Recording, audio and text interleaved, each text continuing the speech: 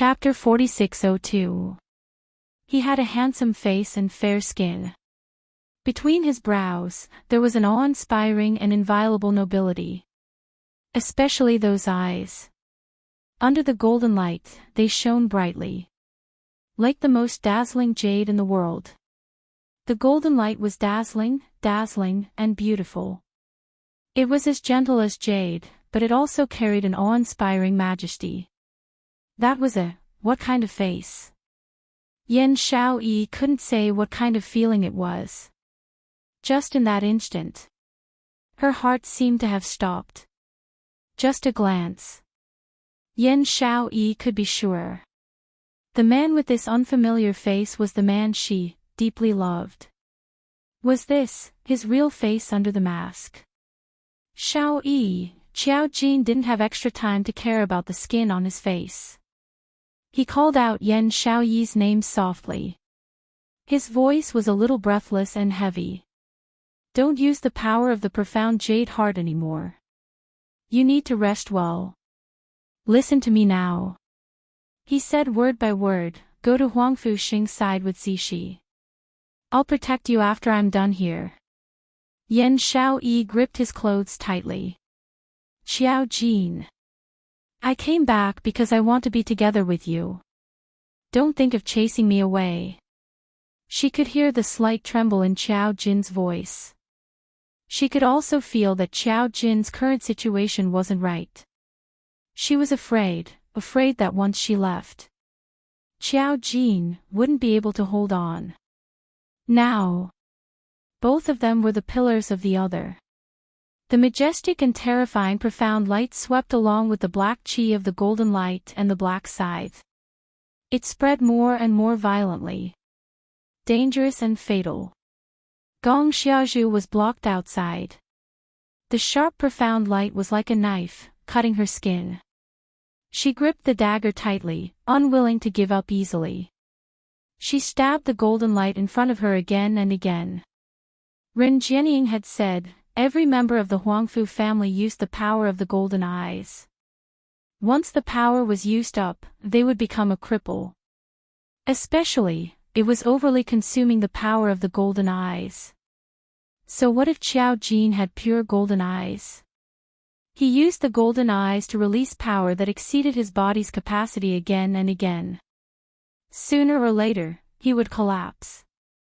The more he consumed, the more power he would use. The deeper the damage to him. Right now, they were just competing to see who could endure it. As long as she could endure longer than Qiao Jin. Then today, the winner would be her. That bitch from the Gu residence had kidnapped her big brother Ming and caused her imperial family to fall to such a state. She had to kidnap the person that slut cared about. Then, he would use these people to threaten that bitch. Qiao Jin. Are you crazy? As a member of the Huangfu clan, Huangfu Xing naturally understood the reason behind it. His face turned pale and he wanted to stop Qiao Jin.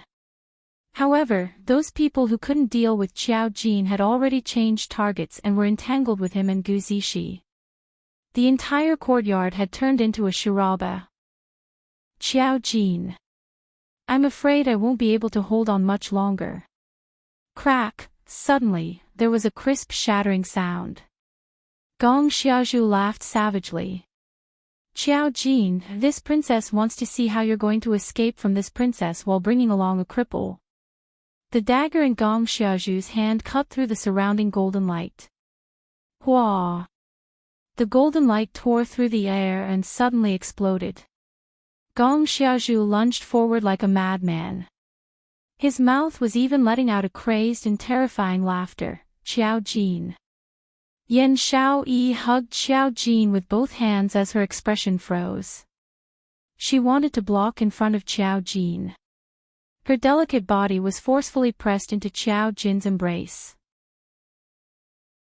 Chapter 4603.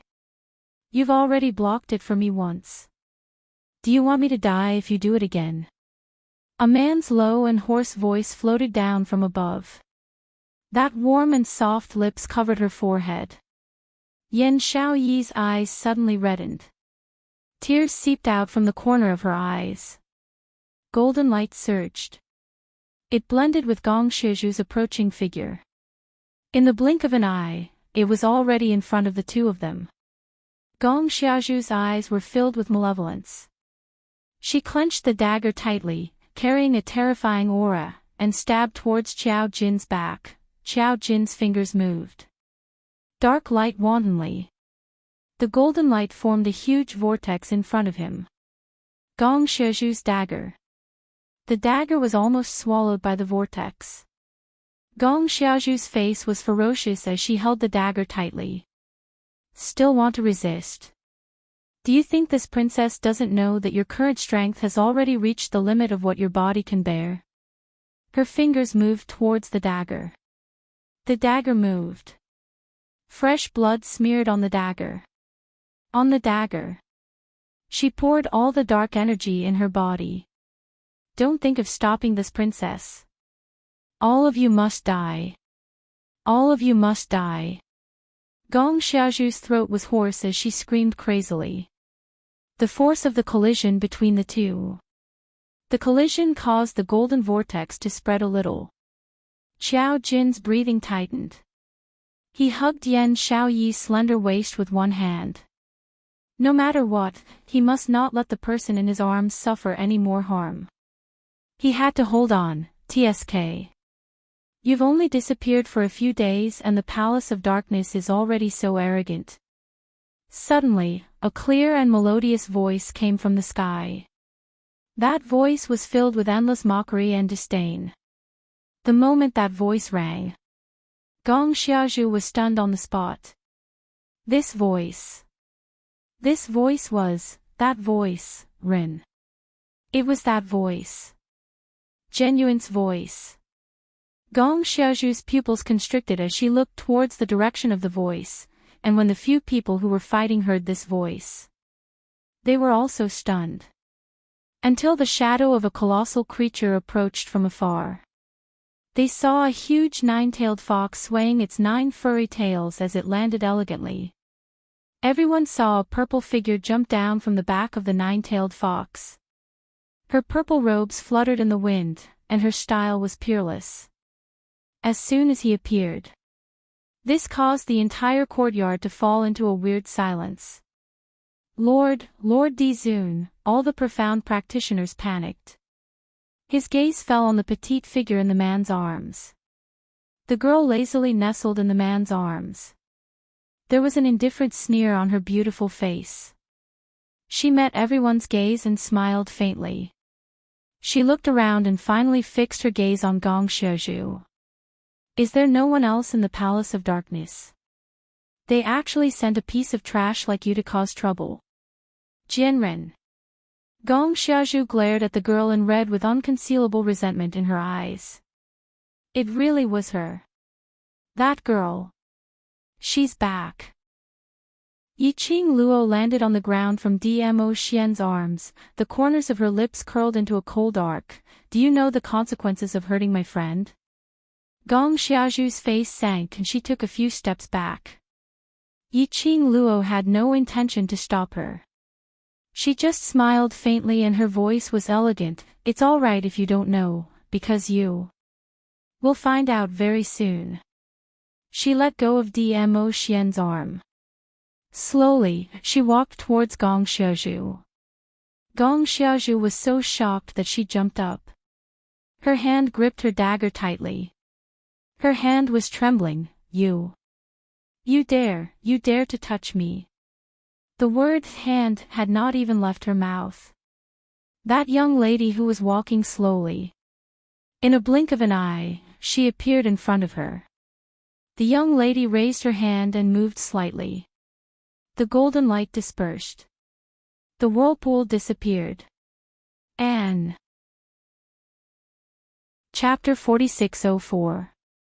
Her fingers were icy cold, like a sharp blade, deeply embedded into Gong Xiaoju's neck.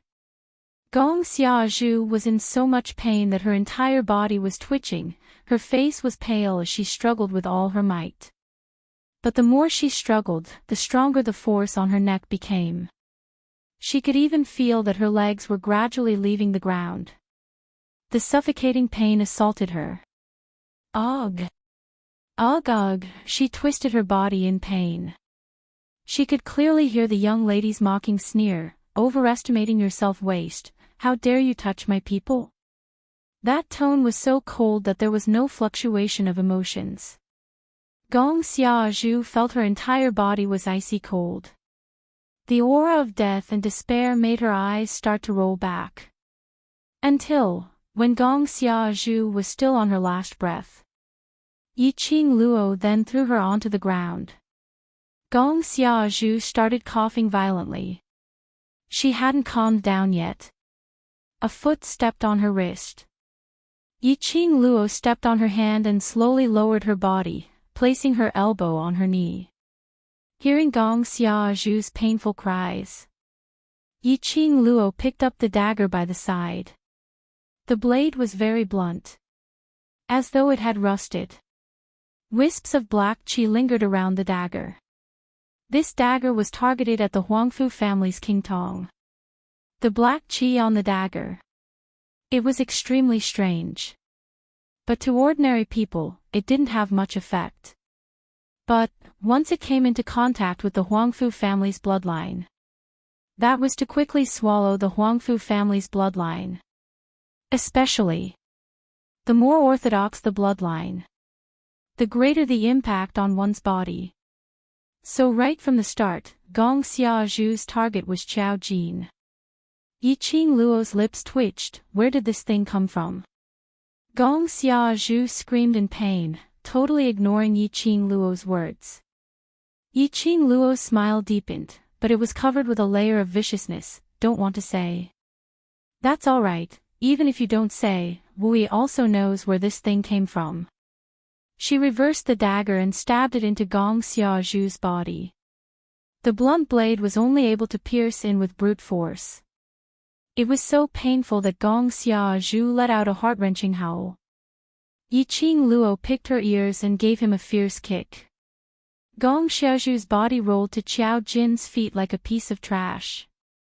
Here, I'll leave it to you to play with.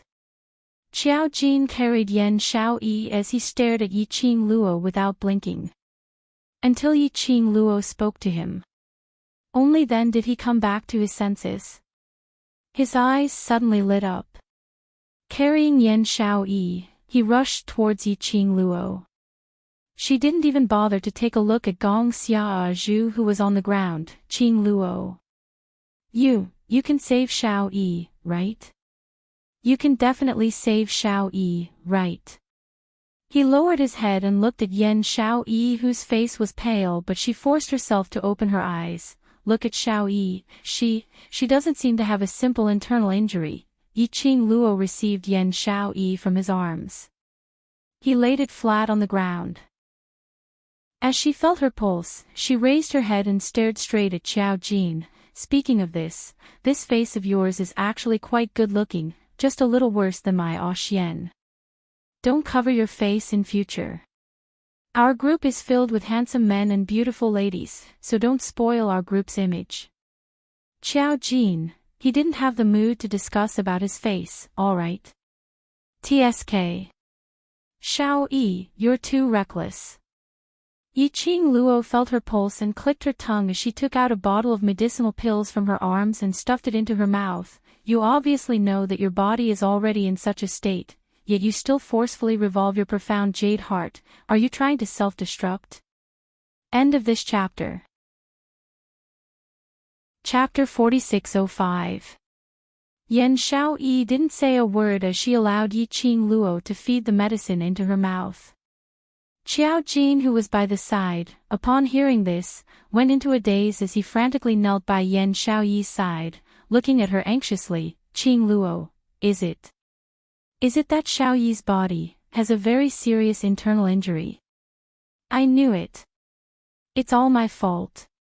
I shouldn't have let her forcefully circulate the power of the profound jade heart. Qing Luo, you must save Xiaoyi. Only you can save her. Qiao Jin seemed to be possessed by a demon, repeating these words non-stop from his mouth. His eyes were filled with fear and worry. Yi Qing Luo, Yen Xiao Yi. He must be an idiot. Yi Qing Luo stuffed the pill into Qiao Jin's hand and rolled her eyes at him, then she stood up and was about to leave. Qiao Jin pounced forward in panic as he hugged Yi Qing Luo's thigh. Qing Luo. Don't go, don't go. Save Xiao Yi, you can definitely save her. Yi Qing Luo raised her eyes and looked not too far away, at that man who was squinting his peach blossom eyes, looking at them with a smile which didn't look like a smile. She shuddered violently and retracted her leg. Qiao Jin, after you took off the human face, did your IQ drop as well? If you want a hug, hug your Xiao Yi tightly. After withdrawing his leg, he decisively ran towards Dmo Xian. Her big vinegar jar was about to be overturned. If he spoke a few more words with Qiao Jin, she reckoned that Qiao Jin was in danger. Concern leads to confusion. It was a mess. He was like a retard. Qiao Jin still wanted to pounce over. Huang Fusheng, who was next to him, pressed him back. Gu Zixi gently explained, don't be nervous. From what Al Luo said, Xiao Yi should be fine. If something really happened to Yen Xiao Yi, Yi Qing Luo's attitude would absolutely not be as relaxed as it was now. Qiao Jin blankly hugged the pale-faced person in his arms. Oh really? Do you think Al Luo wouldn't be worried about Xiao Yi? Gu Zixi threw the question back. Of course I'm worried. It was a question that didn't require much thought. After blurting it out, Qiao Jin seemed to come back to his senses. Yes. Xiao Yi is fine, Xiao Yi is fine, he murmured and lowered his head, pressing his forehead against the woman's. Have a good rest. I'll be by your side. Gu Zixi looked at the two people hugging each other, stood up slowly, and walked to Huang Fuxing's side. How do you plan to deal with Gong Shizhu? Gu Zixi squinted her beautiful eyes and walked slowly to Gong Shizhu. That dagger should belong to the Palace of Darkness. Huang Fuxing carefully followed behind her, remaining vigilant. I can't believe that the Palace of Gloomy Abyss could actually take out something to target the Huangfu family. Gu Zixi face darkened. Ah Xing, I have a feeling that more dangerous things will happen later. The higher we climb, the more dangerous it will be. This is unavoidable. Huang Fuxing rubbed Gu Zixi's head. We have Al Luo's help now, but in the future, it'll be just the two of us. Gu Zixi turned around, put her arms around his neck, and lowered his head. She looked at Huang Fuxing sincerely and seriously, saying word by word, I will always be with you. While the two of them were talking. But they didn't discover that Gong Xiazhu, who was originally lying on the ground twitching, suddenly opened his eyes. His eyes were filled with an insane jealousy. Latest update, no pop-up window, please. Chapter 4606. She jumped up from the ground with a whoosh. Following that, she stretched out her hand to her chest and grabbed that blunt knife that was buried in her body. With a violent tug, blood spurted out from her body. The smell of blood was thick and fishy. Gong Xiazhu didn't mind. She grabbed that bloody dagger and stabbed it towards Huang Fuxing's back. Go to hell. Go to hell. She screamed madly as her expression turned into madness. Her mental state was no longer normal. A black flowing light flashed past. The cold glint carried a strong murderous intent as it surged in all directions. By the time Gu Zixi sensed the danger, it was already too late to block in front of Huang Fuxing. Bam! Gong Xiazhu pounced forward. In the next instant, it was as if it had been bounced off by something. She fell heavily onto the ground. This fall caused Gong Xiazhu to spit out blood. The blood in her body flowed all over the ground. She almost fell into a state of dizziness. How could this be? How could this be? Why, wasn't it Huang Fuxing who was stabbed by her with that dagger? Why was it her again? She was the one who got injured again. I said you're stupid, you're really stupid. Not too far away, a young lady's contemptuous voice was heard leisurely. Gong Xiaozhu's body trembled as she looked towards the direction of the voice. The blood was hazy. She saw the young girl in the red dress looking at her with a smile. Her eyes were filled with ridicule and ridicule. Since I dare to return that dagger to you. Naturally I've made full preparations. Yiqing Luo smiled lightly as her lips curled. I used the azure dew ring to set up a very simple barrier on the both of them. That dagger was only used to deal with the Huangfu family. But towards ordinary people and other forces, it had no effect at all. Gong Xiaozhu was already in a state of panic. She could only follow her instinct and stab the black dagger into Huang Fuxing's body. But the black dagger couldn't break the barrier of a divine relic. Even if it was the simplest barrier. That dagger couldn't even get near to Huang Fuxing and Qiao Jin. You. Gong Xiaozhu's throat was filled with blood, and she was so angry that she vomited blood. Gu Zixi was still in shock and protected Huang Fuxing behind her. Her face was still slightly pale as she stared fiercely at Gong Xiaozhu. Almost, just a little bit more. The dagger fell on Huang Fuxing's body. It was a dagger specifically targeted at the Huangfu family's bloodline. If it really pierced into Huang Fuxing's body. She didn't dare to think too deeply about it. A ruthless killing intent flashed across Gu Zixi eyes. She lifted her leg and stomped on Gong Xiaozhu's chest. Blood immediately gushed out from the wound caused by the blunt knife. Huff, huff, huff. At this moment, Gong Xiaozhu couldn't even speak. Large mouthfuls of blood gushed out of his mouth. Little she. Huang Fuxing noticed Gu Zixi's intention and frowned slightly. Gu Zixi patted his hand lightly. Regardless of whether we killed Gong Xiaozhu or not, the royal family will not let us off. This kind of person will only be a scourge if we keep him. Originally, Yiqing Luo could easily kill Gong Xiaozhu. But she left Gong Xiaozhu with a breath of life. She wanted them to take revenge on their own. To vent this resentment, Gu Zixi raised the blunt knife and stabbed it into Gong Xiaozhu's neck without any hesitation. The blunt knife entered the skin. It was very difficult. Gong Xiaozhu was in extreme pain. However, Gu Zixi was ruthless. She directly killed Gong Xiaozhu. Chapter 4607. The moment Gong Xiaozhu died. The rest of the cultivators were easily dealt with. After a moment, Yiqing Luo led the few of them as they left this abandoned seventh courtyard. Not long after the few of them left, a red figure slowly walked into the courtyard. That man's expression was icy cold, without any emotions. His gaze was indifferent as he looked at the surroundings. The ground was filled with corpses as blood stained the ground. The air was filled with a pungent smell of blood. That man's brows creased tightly. A strange glint flashed past his icy cold eyes. We chased after them for thousands of miles but didn't see anyone at all. A clear female voice was heard from outside the courtyard. That lady's eyes stared intently at that man. They just left not too far away. If you want to chase after them, then go ahead. That man didn't say a word as he stood silently on the spot. His gaze stared at a certain spot without blinking. If Yiqing Luo was around, she would definitely sense the direction which that man was looking at. It was exactly where she was standing in the courtyard earlier. Exactly the same.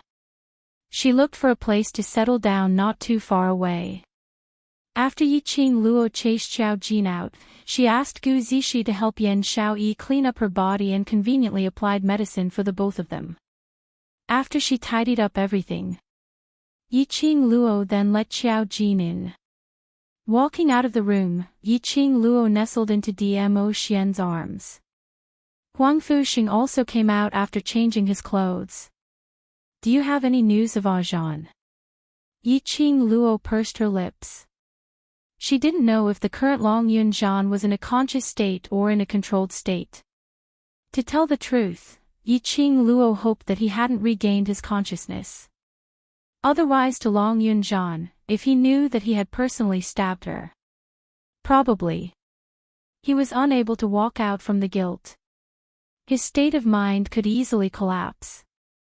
When she mentioned Long Yunzhan, that hand which was encircling her waist suddenly tightened. The man's frosty aura also grew heavier. Yiqing Luo patted the back of his hand. Zhan hurt me, but it wasn't out of his own will. I didn't care about his body, and didn't notice that he had been controlled by the people from Secluded Palace, so you can't blame him. Saying that, Yiqing Luo lowered her eyelids. Moreover, Zhan is my contracted human dragon. How could he possibly do anything to hurt me? Ha! The man sneered. Contract. Huang Fuxing seemed to have thought of something. There is a contract between the two of you. You should be able to sense his existence, right? Or do you want to try calling him? Yiqing Luo shook her head. I've tried, it seems like the connection between me and him has been cut off. I can't even sense his existence in my spiritual contract. It was as if the contract between her and Long Yunzhan had been removed. But, like their blood contract, it was impossible for the contract to be rescinded, unless the one who was contracted was dead. This thought made Yiqing Luo's face turn pale with a swoosh. She quickly shook her head. No. That's impossible, even in death. As the contractor, she would definitely be able to sense it. Secluded Palace has already thought of a way to deal with you, so naturally they will use a special method to cut off the connection between you and that fellow. The man behind her spoke in a chilly tone. His large palm covered the young lady's head. Don't let your imagination run wild. Yiqing Luo's head leaned into Dmo Xian's arms. I'm just worried. Moreover, Ziqing had run off to chase after Zhan. Over at Secluded Palace, they can't wait to capture everyone around me. No pop-up window. Chapter 4608. Life and death are fated. This is her own choice. Even if she dies, it has nothing to do with you. Dmo Xian's slender jade-like fingers lifted her chin. Her half-squinted eyes were overflowing with beauty, projecting a faint light. Yiqing Luo could tell that he was angry. It was a fact that Long Yunzhan had injured her. To Dmo Xian, this was an unforgivable matter. Yiqing Luo also raised her hand and rubbed Dmo Xian's face. Don't be angry, when they come back, I'll make them kneel down and apologize to me. I'll even take the whip and whip them harshly to teach them a lesson, to vent my anger, all right? Those words, which sounded like she was coaxing a child, made Dmo Xian's eyes sink even deeper. The hand he used to pinch her chin used a little force to pull the girl closer. The man's handsome face was deeply imprinted in the girl's eyes. His thin lips moved closer to her ear. The warm air seemed to be able to soak people. It's useless to say such unrealistic things. The man's deep and mellow voice faintly entered Yiqing Luo's ears. Inexplicably, there was a hint of temptation. Yiqing Luo's face heated up slightly, even her body started to heat up. If you want me to let him go, it's not impossible. As he continued, his voice grew softer and softer. Everything depends on you.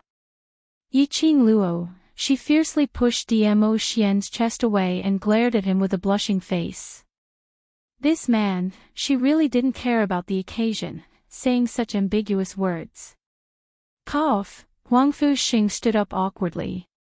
Everyone is tired. We're finally safe. Why don't we go back and have a good rest? We'll look for Brother Long tomorrow. Yiqing Luo nodded her head. These few days, she was almost crippled by Gu Jingyu. He had a good rest. However, Huangfu Sheng and the others must be on tenterhooks these few days.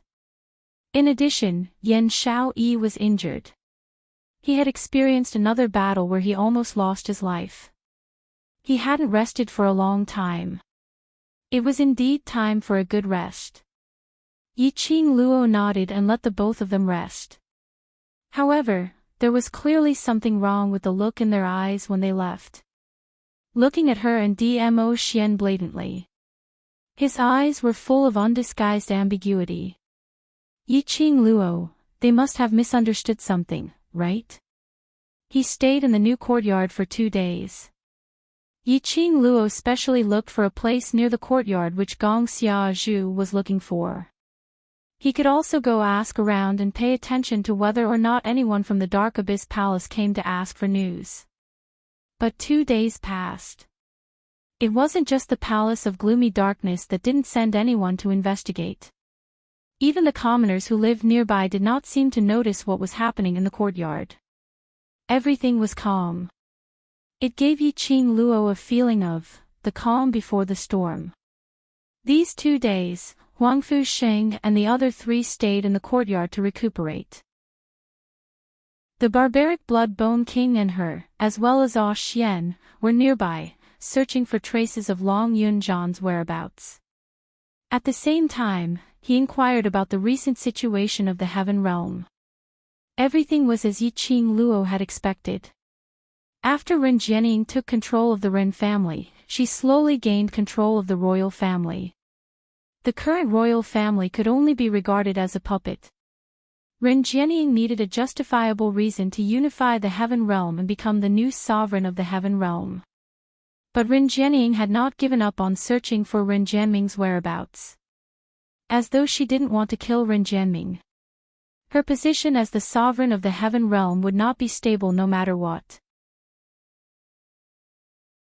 Chapter 4609. Thinking of Ren Jianming. Yiqing Luo then thought of old man Tsang who was lying on the ice bed, unable to regain consciousness. She clenched her fists as she sighed softly. There were still many things that she needed to do. After Yan Xiaoyi's body had recovered a little. Then they would leave this courtyard and head directly to the old city. If she faced Ren Jianying head-on, then there was a possibility to force out the mastermind of Secluded Palace. In the room. Yan Xiaoyi stared blankly at the man who was busy in the room. That handsome face swayed in front of her eyes. Familiar, yet unfamiliar. What are you looking at?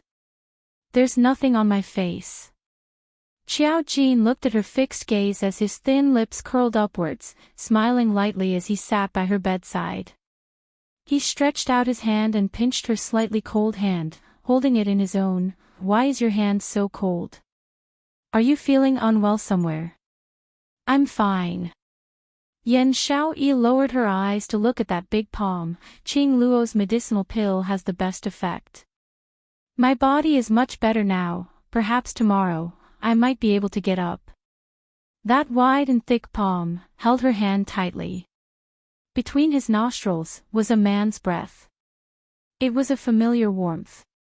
She sighed softly as she slowly raised her head. Her fair and slender fingers touched the corners of Qiao Jin's eyes as she said with heartache, "Look, you have dark circles under your eyes." Since she was injured, Qiao Jin had been taking care of her without any care. She practically didn't sleep much. That handsome face, that patch of greenish-black under the corners of his eyes was extremely obvious. The main reason why Qiao Jin's human skin fell off. It was because he hadn't tormented his own face for several days. And he didn't bother to adjust that human skin. Human skin was after all human skin, a fake face. It had not been taken care of for a long time. Naturally problems would arise. Later on, he released the Huangfu family's bloodline energy. That human skin was shaken off. Qiao Jin didn't mind as he held her hand in his palm once again. I'm fine. But you You still want to help me when you're injured, you really don't take care of yourself. Yan Xiaoyi's face blushed slightly as she harumphed, who asked you to abandon me? You're so good-looking, what if someone else abducts you?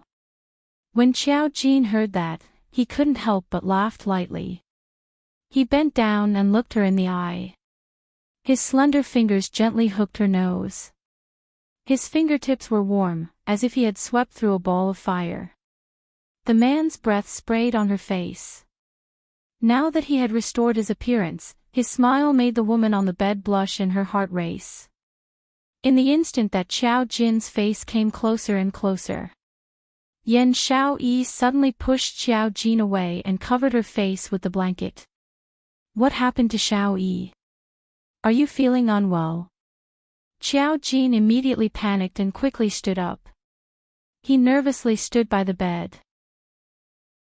He wanted to touch the person on the bed, but he was afraid that his touch would hurt her. You, wait for me, I'll go look for Qing Luo, I'll go. Just as Qiao Jin turned around, a hand reached out from under the blanket and grabbed the hem of Qiao Jin's clothes. Idiot! What did you say? Qiao Jin didn't hear clearly. I said, you're a fool. Yan Xiaoyi snuggled under the blanket and slowly popped her head out. It's not that I'm not feeling well. Who asked you to seduce me just now, originally, that ordinary and unremarkable face? Because it was him. So he was able to easily tug at her heartstrings. Today, he had revealed his true face. That kind of handsome as a painting. She couldn't control her own heart. Qiao Jin went into a blank for a moment and immediately reacted as his eyes were filled with a clear smile. Chapter 46:10. You have been charmed by me. His thin lips were frivolous and his smile was very nice. Qiao Jin said that and Yan Xiaoyi became even more shy as she buried herself into the blanket. The man by the bed smiled even more happily. His hand gently caressed his face. Between his brows, there was an unconcealable smile. Then, his body moved forward. He propped himself up on the woman's body. He looked at the woman under the quilt, whose face was already red. Do you like my face? Yan Xiaoyi was hit by the bed at such a close distance, her eyes drifted. You look so good and you still seduce me, how can I not like you? Before she could finish her words, the man had already bent down and kissed her lips. Silly girl, this is called seduction.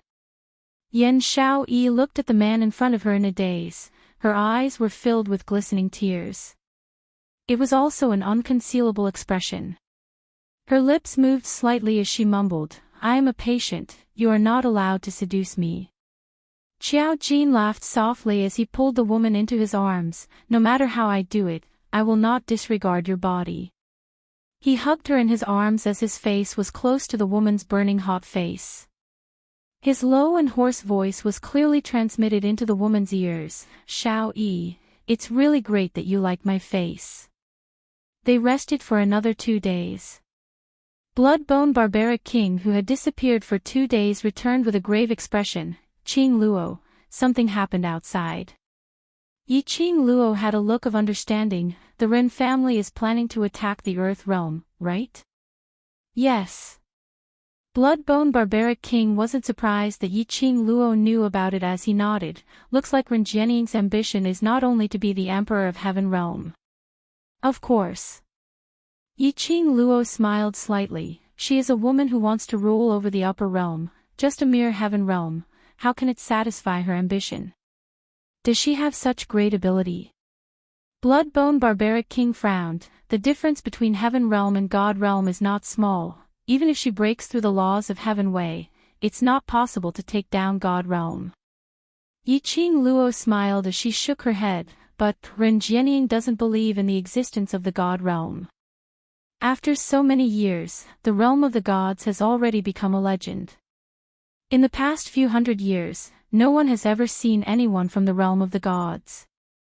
Ren Jianying might not know, but it's impossible for the people behind the scenes of Gloomy Palace not to know. The barbaric Bloodbone King's eyes darkened. I can feel that the person behind the Nether Palace is definitely from the God realm.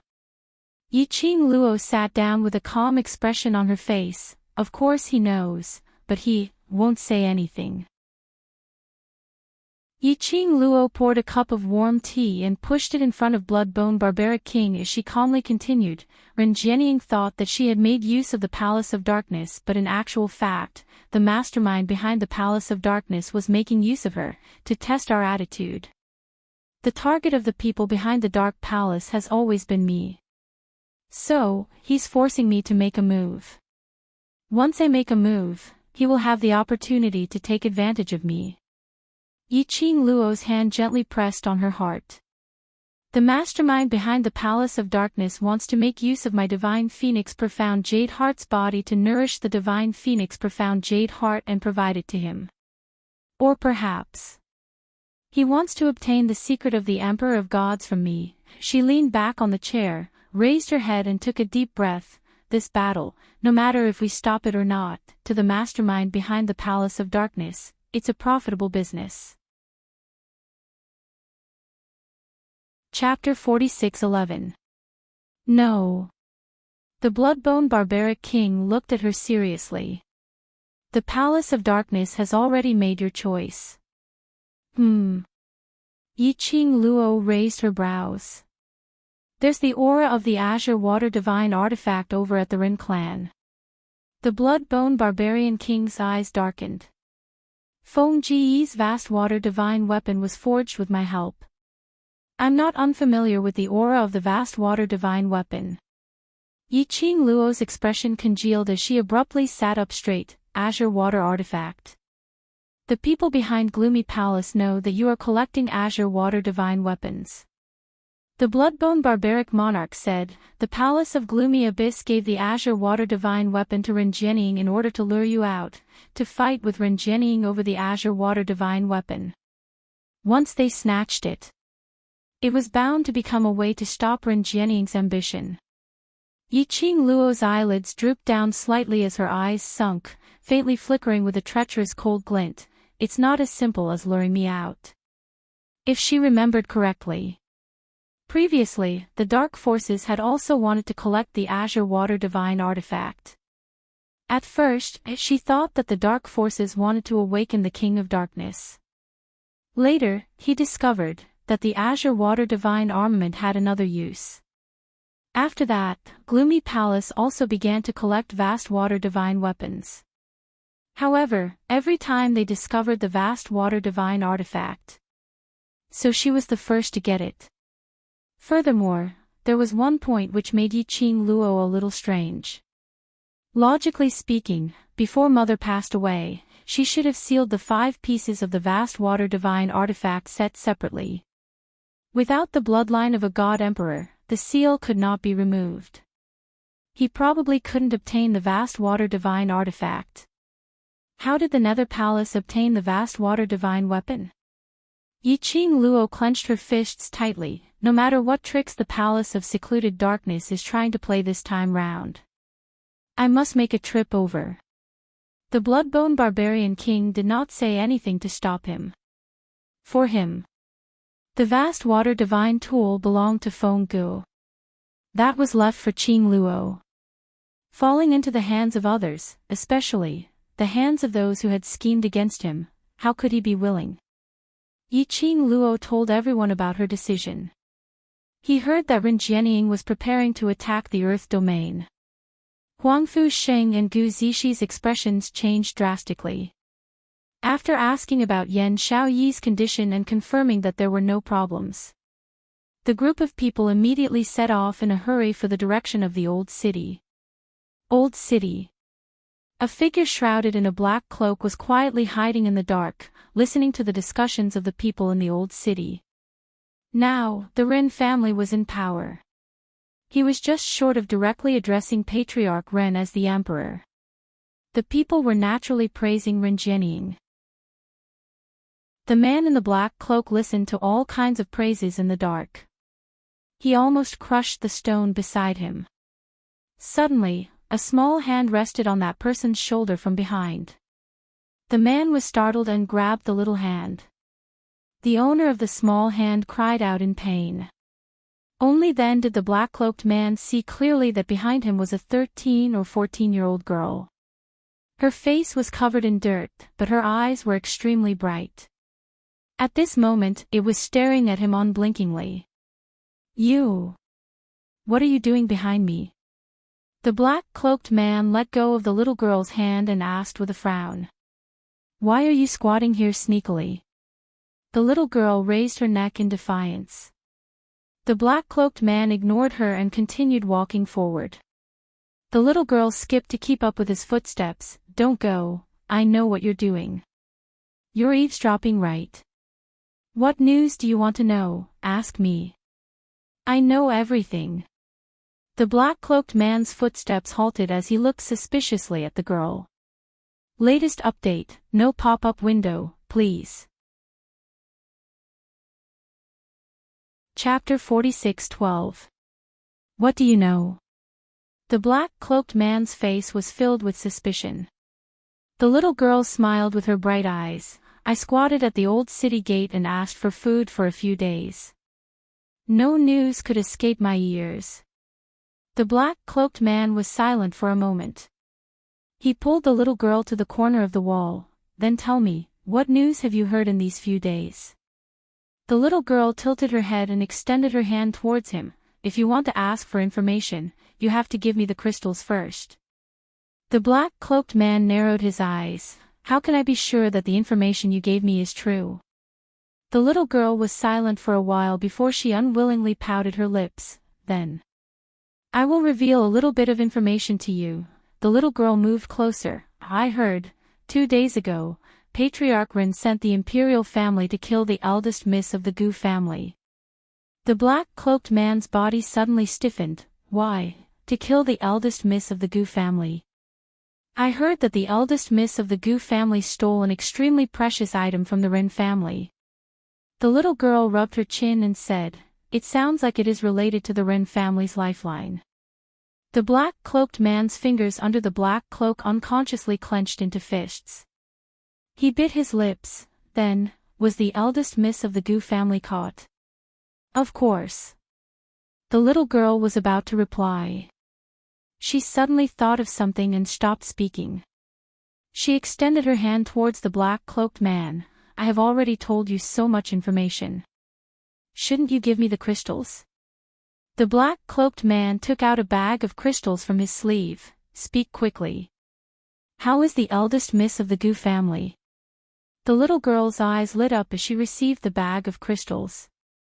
She touched the bag with one hand and took out the crystals with the other. "Of course she is fine. I heard that the people that were sent over are all dead. Even the imperial family's Princess Xia Zhu died in the hands of the eldest miss of the Gu family." The black-cloaked man seemed to be relieved. Then, "Ren. Patriarch Ren, do you want to continue to kill the eldest miss of the Gu family?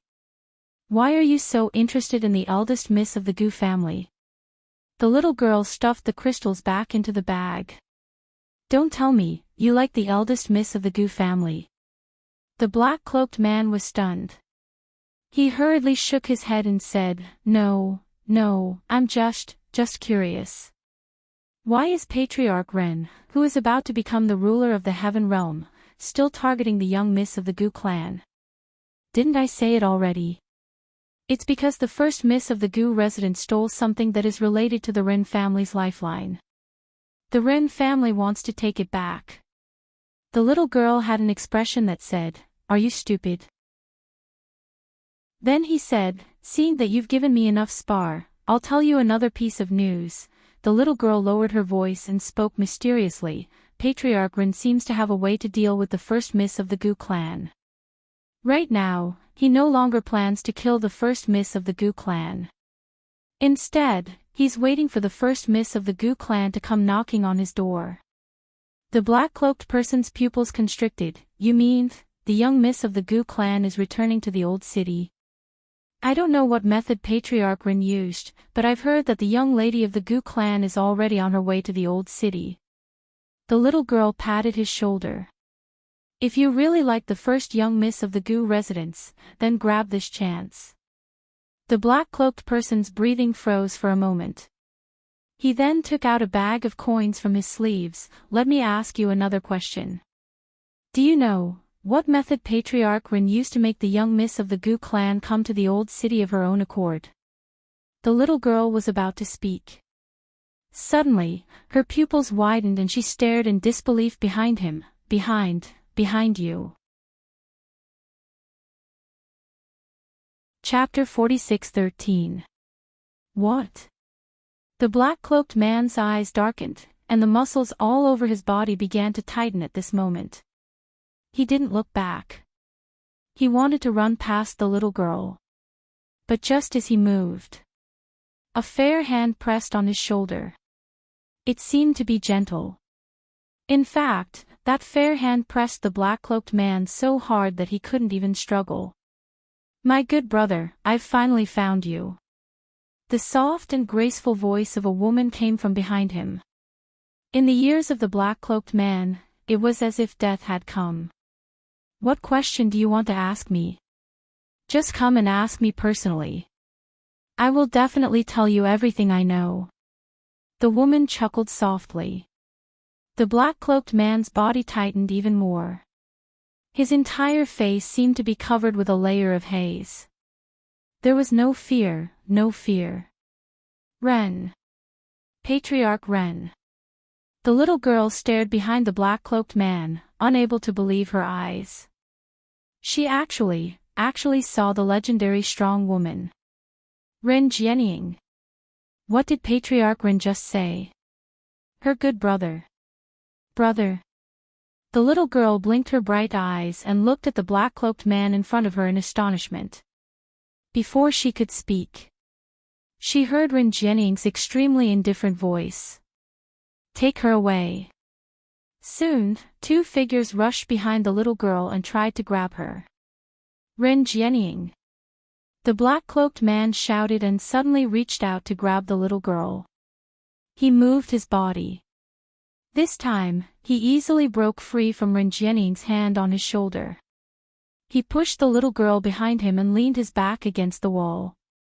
He turned his head and looked at the woman who was high above him warily. This movement also caused the black-cloaked man's cloak to fall off his head. A handsome face was revealed. He looked a little embarrassed and haggard. Under his eyelids, there was still a very dark circle. That face, wasn't it the long disappeared? Ren Jianming. Jianming. Ren Jianying's red lips curled up slightly and she called his name softly. I haven't seen you for a long time. Don't you even have the most basic etiquette? Ren Jianming couldn't hide his disgust. Ren Jianying, don't think that I don't know what you want to do. So what if I know? Ren Jianying smiled contemptuously. She slowly raised her palm and tightened her fingers one by one. The entire heaven realm is under my control. Even if you know what I want to do, so what?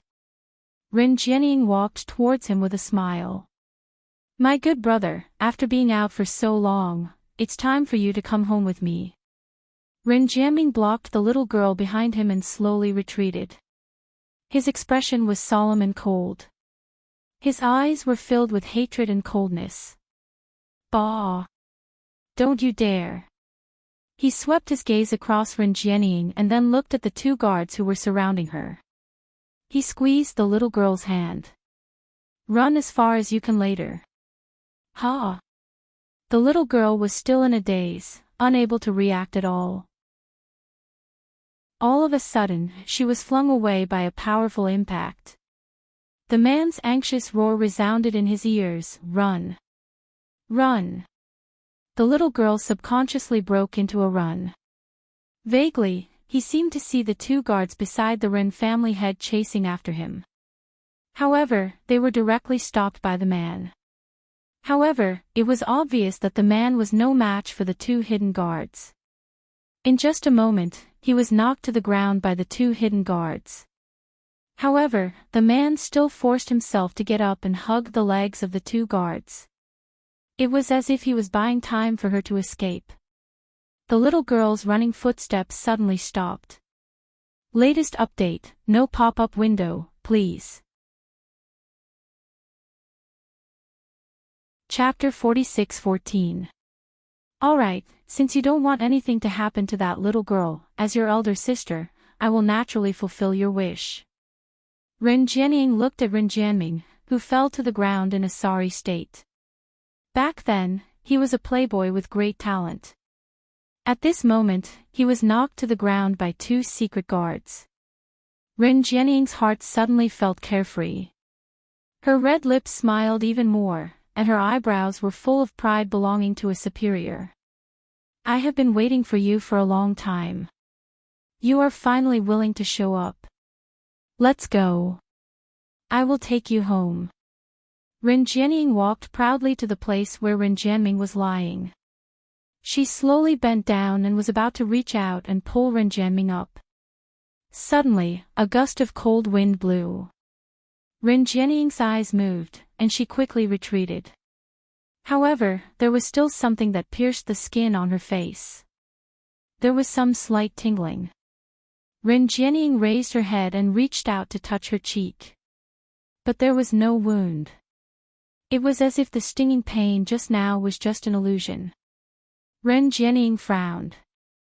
Her intuition told her that something was wrong. But she couldn't feel what was wrong. She narrowed her beautiful eyes dangerously and looked in the direction of the cold wind. She saw a little girl who looked 13 or 14 years old standing there with a fierce face, glaring at her. I'm warning you, let him go. Otherwise, don't blame me for being rude. The little girl's threat was not powerful at all. Ren Jianying frowned and glanced at the two secret guards. The guards quickly walked toward the little girl. Why are you back again? When Ren Jianming saw the little girl, his face suddenly turned pale. Didn't I tell you to leave? You were beaten by them because you wanted me to run away, the little girl explained seriously. I can't leave you behind and run away. As she spoke, the two guards had already rushed in front of her. However, the little girl's speed was extremely fast. In the blink of an eye, she escaped from the attack range of the two guards. She was still approaching Ren Jianming. Ren Jianming listened to the little girl's naive words and didn't know whether to be touched or helpless. He looked at the little girl who had come to his side and lifted him up with an indescribable feeling in his heart. Are you stupid? If I didn't ask you questions, you wouldn't have been dragged into this. Ren Jianming's breathing was slightly shaky. You don't owe me anything. If you have the ability, then leave this place quickly. I took your crystal stones. The little girl lifted him up. Do you know who the person in front of you is? Ren Jianming tried his best not to put all his weight on the little girl. Patriarch Ren. The little girl tilted her head, her face filled with innocence and ignorance. I know what you want to say, but I have professional ethics. You gave me the crystal, and you want to sacrifice yourself to protect me, so, even if you're the Ren family head, I can't leave you behind. This little girl, why was she so naive? Ren Jianming didn't know what to say. He just sighed softly. This little girl is really affectionate. Ren Jianying looked at the two people in front of her, her eyes full of mockery. Since that's the case, I'll fulfill your wish. I will never separate the two of you. The curve of her red lips deepened. A burst of profound energy shot out from her fingertips. You can't blame me for being too heavy-handed if you're so disobedient. Latest update, no pop-up window, please. Chapter 46:15. Don't move. The little girl widened her bright eyes and said solemnly, don't use your profound energy anymore. Ren Jianying chuckled softly, little girl, are you threatening me? Threat? The little girl thought about it seriously, then shook her head solemnly, no, I'm warning you. Warning. Ren Jianying seemed to have heard something extremely funny. You dare to warn me? Yes. The little girl continued solemnly, I'm warning you very seriously. If you don't listen to me, you'll be the one suffering. The coldness and ridicule in Ren Jianying's eyes became even more intense, and the profound light on her fingertips became even more intense. Is that so? Then I'd like to see how you're going to make me suffer. She raised her hand. Profound waves pervaded the surroundings. The air seemed to have solidified. Ren Jianying blocked the little girl with one hand and pressed his chest with the other. His face turned pale under the oppressive atmosphere. Don't be nervous, she can't hurt us. The little girl patted Ren Jianying's hand. Believe me, I promise nothing will happen. For some reason. After hearing the little girl's words, his oppressive and heavy heart seemed to relax all of a sudden. His heart also calmed down. Inexplicably, he wanted to believe what the little girl said. Her promise was full of power. Obviously, the other party was just a 13 or 14-year-old girl who looked extremely innocent. Just as Ren Jianying's profound waves turned into sharp blades and slashed towards Ren Jianying. Suddenly, a hurricane surged in the sky. The surroundings were quickly covered by another terrifying aura. Immediately after, Ren Jianying's body was sent flying out of thin air and fell heavily to the ground. Ren Jianying slammed into the wall and spat out blood. Who is it? Ren Jianying wiped off the blood at the corner of her lips with force. Her malicious gaze swept around angrily. What kind of power was this? It actually appeared out of thin air. She didn't even have a chance to react. Now, in the entire heaven realm, who else could fight with her? Who was it? Miss Ren. No, now I should call you Patriarch Ren. A clear and sweet voice floated down. Immediately after, a figure that looked like a blazing flame pushed the hurricane aside and slowly walked over. The girl's footsteps were light and slow. Her dress fluttered along with her steps, like a blooming rose, bright and beautiful.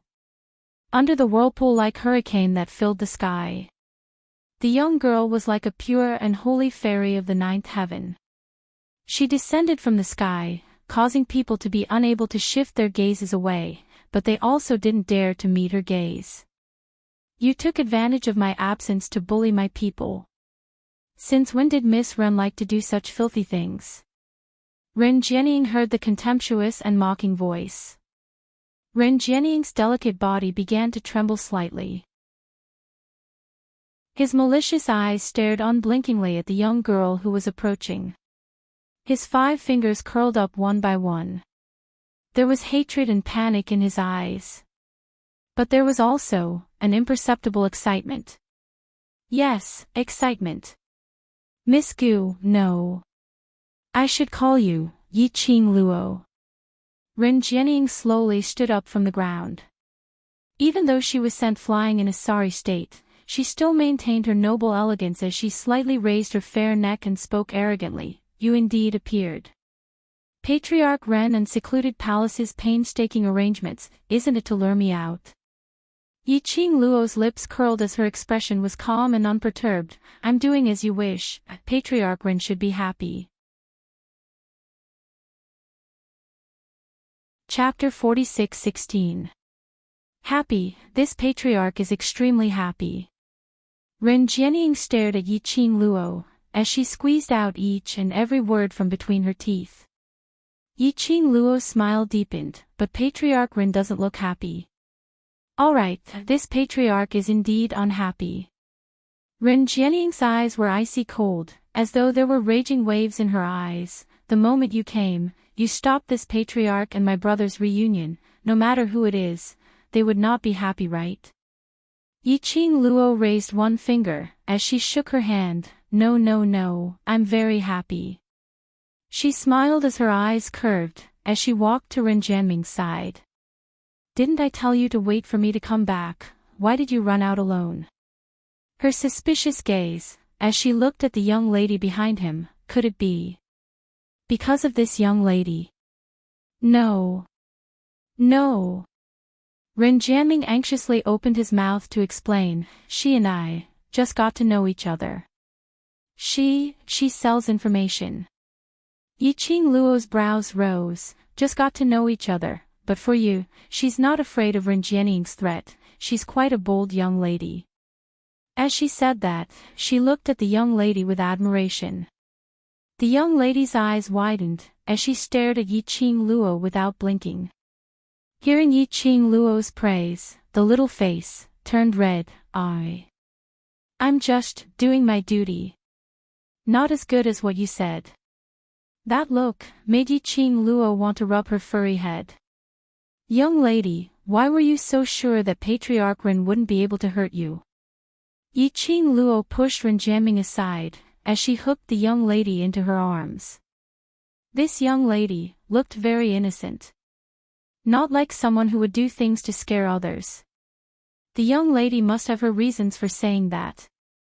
Furthermore, Yiqing Luo's peripheral vision glanced at Ren Jianming, as a glint flashed past her eyes. If she didn't see wrongly, Ren Jianming's condition was not right. Especially earlier, when she released her profound energy. She easily broke through Ren Jianming's attack. This wasn't like Ren Jianming's condition. I'm not called young lady, I'm Miao Xianxian. When the young lady saw Yiqing Luo's devastatingly beautiful face at such a close distance, a sliver of infatuation flashed past her eyes. He even stuttered when he spoke. The infatuation in the little girl's eyes. It wasn't a disgusting obsession. But from the bottom of his heart, he had taken a liking to her face. Alright, this little girl was also a fan of looks. Yiqing Luo pinched her cheek, meow. Big sister, you can call me Xianxian. The little girl, Miao Xuanxuan's eyes were sparkling with happiness. Good girl, Xianxian. Yiqing Luo gave a meaningful smile, I roughly understand why you're so certain that she won't hurt you. Miao Xuanxuan's eyes shone even brighter. Just like a resplendent star in the night sky, big sister, you found out. Yiqing Luo nodded smilingly. What are you talking about? Ren Jianming's face darkened as she listened to their conversation. Do you think that you can scare me just by acting mysterious? Yiqing Luo narrowed her long and narrow eyes as she tried to provoke her with a smile that didn't look like a smile. We don't talk in riddles, so let me tell you the answer personally. She pushed Miao Xianxian into Ren Jianming's arms. Immediately after, she leapt up. The glower flame fan on her fingertips opened up, sweeping across a large area of raging flames.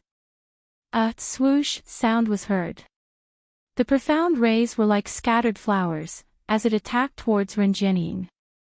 She struck when she said she would, without any hesitation. Chapter 46:17.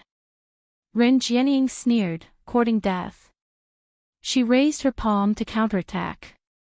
Full of confidence. But just as her palm met Yiqing Luo's profound ray, she sensed that something was amiss. Her eyes widened in terror.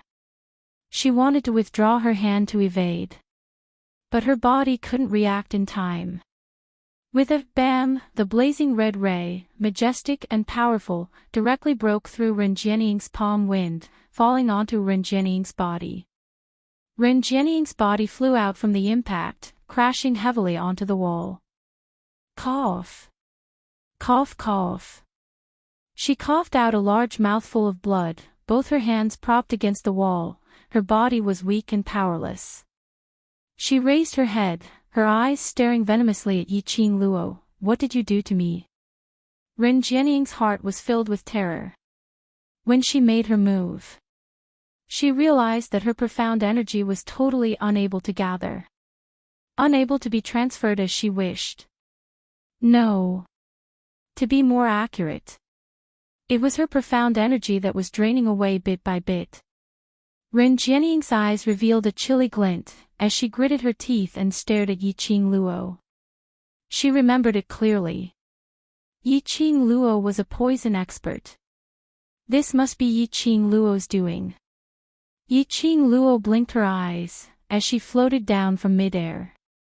She shook her head innocently. I didn't do anything to you, Patriarch Ren, don't malign a good person. It must be you. It must be you. Ren Jianying's fingers were clenched tightly, as her internal organs had been shaken by that wave of profound energy earlier, and were all injured. Her expression sunk slightly, as a faint cold glint surfaced in her eyes. Her hands suddenly reached into her bosom, as she fished out a signal flare. Her gaze stared vigilantly at Yiqing Luo. But she saw that the other party had no intention to stop her.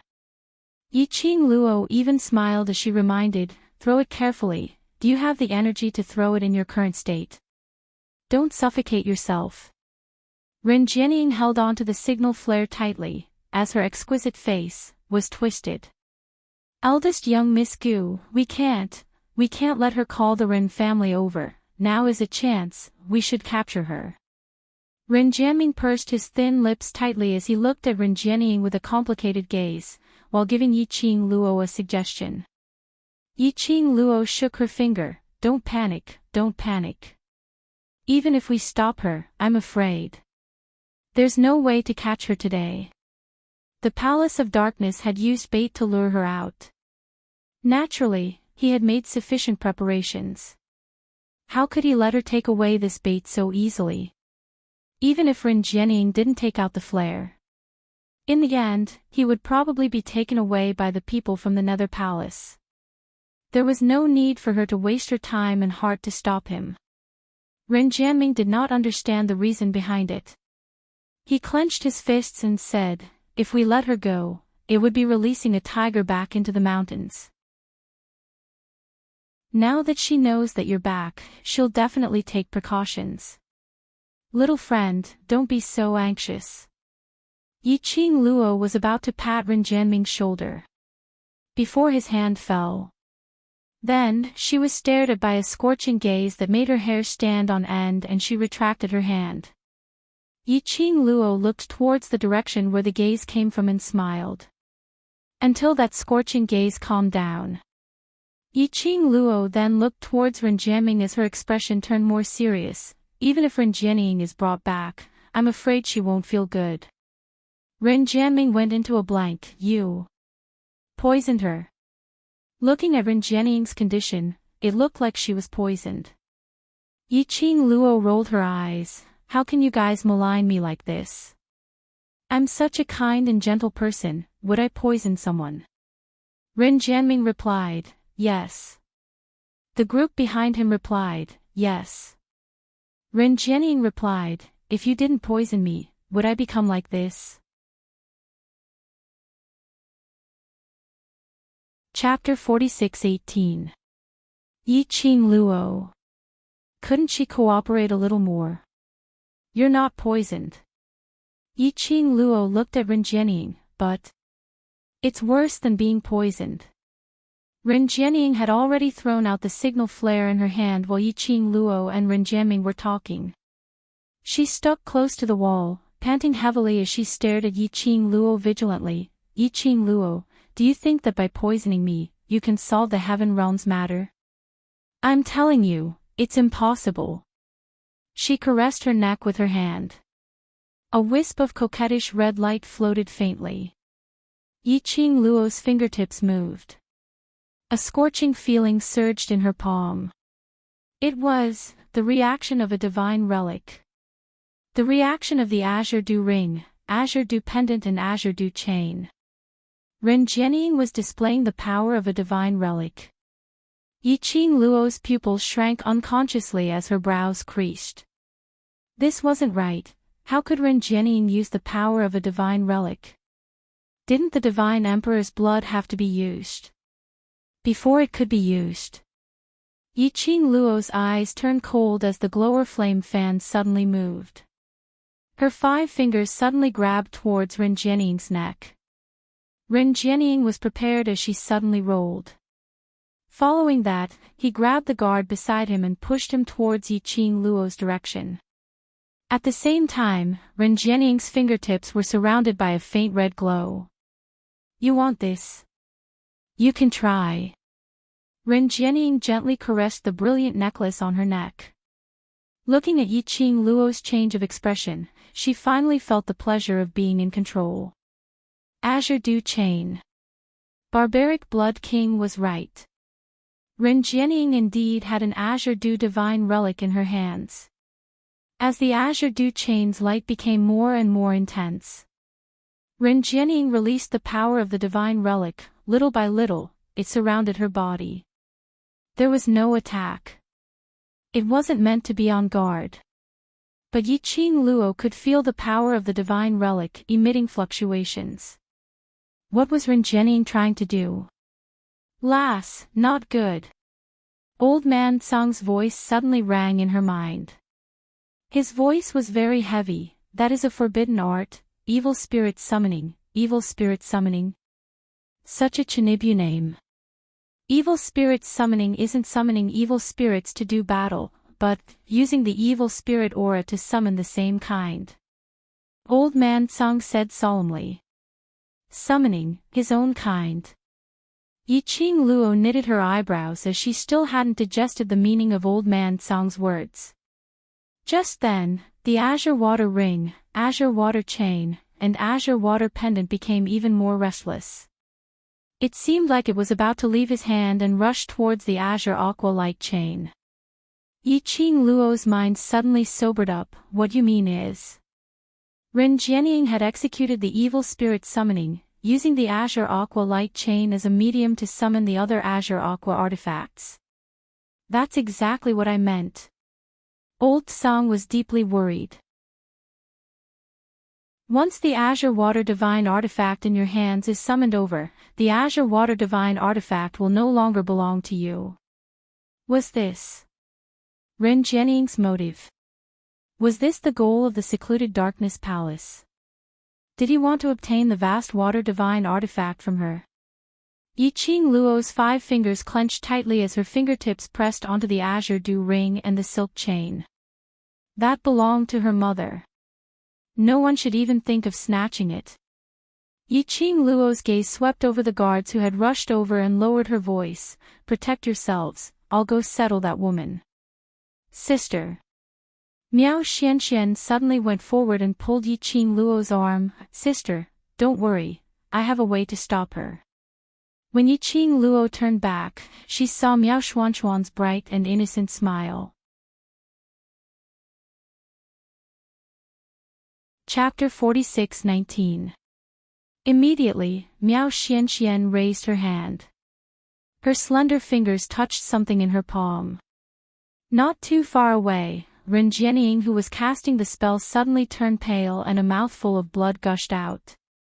Her entire body started to twitch. Yiqing Luo. Her hoarse voice screamed Yiqing Luo's name venomously. Her voice was filled with agony. At the same time, the agitation of the vast water divine weapon gradually subsided. Well done. Yiqing Luo touched Miao Xuanxuan's little head. I'll give you the crystal later. Miao Xuanxuan's eyes were filled with smiles. If it's sister, then there's no need for any reward. It was Xianxian who took the initiative to help sister. Ren Jianming. What differential treatment? Why do you have to collect money from me for asking a few questions? You're not as good looking as sister. Miao Xianxian said confidently. Ren Jianming. He was a man, why did he need to be so good looking? It's you. What did you do to me? What did you do? Ren Jianying apparently heard their conversation as she looked at Miao Xianxian with a complicated gaze. Her internal organs felt like they were being gnawed by something. She couldn't bear the pain. This pain. It didn't seem like she was poisoned. What did that young lady do to her? When did she do it? Miao Xianxian was frightened by Ren Jianying's heart-wrenching roar and her sinister look as she shrank back. Yiqing Luo shielded Miao Xianxian behind her, blocking Ren Jianying's crazed gaze. Patriarch Ren, aren't you a little too confident in your ability to predict the major events of the future like the back of your hand? Yiqing Luo's lips curled up as she laughed coldly. He allowed the guards of the Ren family to rush over and surround them. Her expression didn't show any signs of panic. Ren Jianying's expression changed again as her fingers clenched tightly, suppressing the intense pain in her body. Yiqing Luo mentioned her secret again. Once again, she told him her secret openly. This was the secret she relied on to survive. She must not let Yiqing Luo continue. Yiqing Luo took in all the fluster in Ren Jianying's eyes. Yiqing Luo sarcastically tugged her lips. Don't worry, I'm not too interested in your matters, I'm just reminding you. The present is no longer the future that you once knew. Are you sure that you can really be the final winner? The mockery in her eyes deepened as she looked at the young lady behind her. Master Ren, this young lady. Her surname is Miao. Ren Jianying was still in shock over what Yiqing Luo said. Suddenly, he heard the last sentence. Her brain was in a whirl. Trash. Suddenly, a sinister and hoarse voice came from not far away. The guards of the Ren clan retreated and opened up a path. A man in a black robe slowly walked over. That person's entire body was surrounded by an evil aura. His skinny face seemed to be propped up by a few bones. It was extremely strange. A thick black mist surged in his eyes. What a dense qi, Yiqing Luo frowned. This was the first time she had seen such a dense evil aura. It made her extremely uncomfortable. Just a few sentences and you've already defeated my will. What use do I have for you? That sinister and hoarse voice made Ren Jianying tremble as she raised her head. The gaze she shot at that person revealed a sliver of fear. Fear. There was actually someone who could make Ren Jianying feel fear. She thought. Ren Jianying thought that she was reborn, so she had nothing to fear. Latest update, no pop-up window, please. Chapter 46:20. Yes, rebirth. Ren Jianying was someone who had been reborn. From the first time she heard Ren Jianying mention Ren Jianying, Yiqing Luo had this guess. From the age of 7, she knew how to act in front of the elders and knew how to grab the business opportunities to develop her own power. She didn't believe that she was a genius. Furthermore, she was able to accurately know what had happened to the various large clans, as though she knew the future. Wasn't that rebirth? Ren Jianying was able to make use of her rebirth advantage to carve out a place for herself in the heaven realm. This was her own method and Yiqing Luo wouldn't interfere. But what Ren Jianying shouldn't do was to stretch her hand over to her side. Since she had chosen to cooperate with the Palace of Darkness, he had to accept any unforeseen event for his own choice and his own ambition. Because of her rebirth advantage, she wanted more and more, which eventually led to her ambition swelled. In the end, everything was heading in a different direction from what he had known back then. The current Ren Jianying. What advantage did she have from rebirth? Unfortunately, Ren Jianying didn't understand this logic. That black-robed man walked slowly to Ren Jianying's side and casually pulled her up. Grand Elder. Ren Jianying was in so much pain that her body was twitching. That slut, on me. On me. Yes, Gu. Miao Xianxian, surname Miao. Miao Gu family. The black-robed man looked at her coldly and threw her onto the ground in disdain. Useless fellow. That man immediately turned his gaze towards Yiqing Luo and the rest. Finally, his gaze fell onto Miao Xianxian, cure the Gu. That sinister gaze and that sinister hoarse voice made one tremble in fear. The young lady was so frightened that she hid behind Yiqing Luo. Yiqing Luo held the young lady's shoulder lightly and welcomed the Grand Elder with a smile. The people from the Palace of Darkness are finally willing to appear. Yi Qing Luo. Grand Elder's eyes were gloomy like a poisonous snake. Don't think that just because you've gotten the upper hand repeatedly, you can maintain your good luck. It seems that my luck is indeed very good. Yi Qing Luo tilted her head and smiled faintly. Grand Elder must be careful, don't be killed by my good luck. The Great Elder's eyes grew colder and more terrifying. Don't be too happy yet. Who told you that I'm going to fight you? Yi Qing Luo raised her brows. Then Great Elder's meaning is. You want to let that waste fight with me? Yi Qing Luo glanced at Ren Jianying meaningfully. Yi Qing Luo. Ren Jianying's face flushed red from the humiliation as she clenched her teeth and stared at Yi Qing Luo with a distorted expression. The Great Elder just smiled sinisterly. I will make you hand over the divine weapon willingly. He waved his sleeve.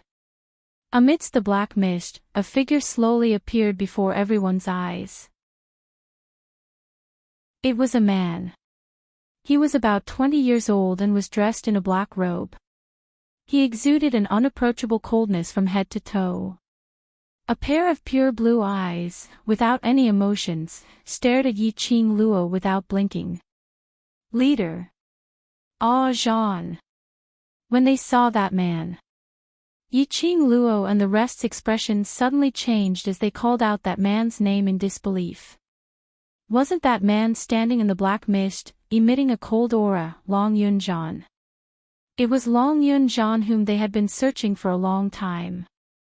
Why was he at the Palace of Darkness? Yi Qing Luo's eyes stared intently at Long Yunjian.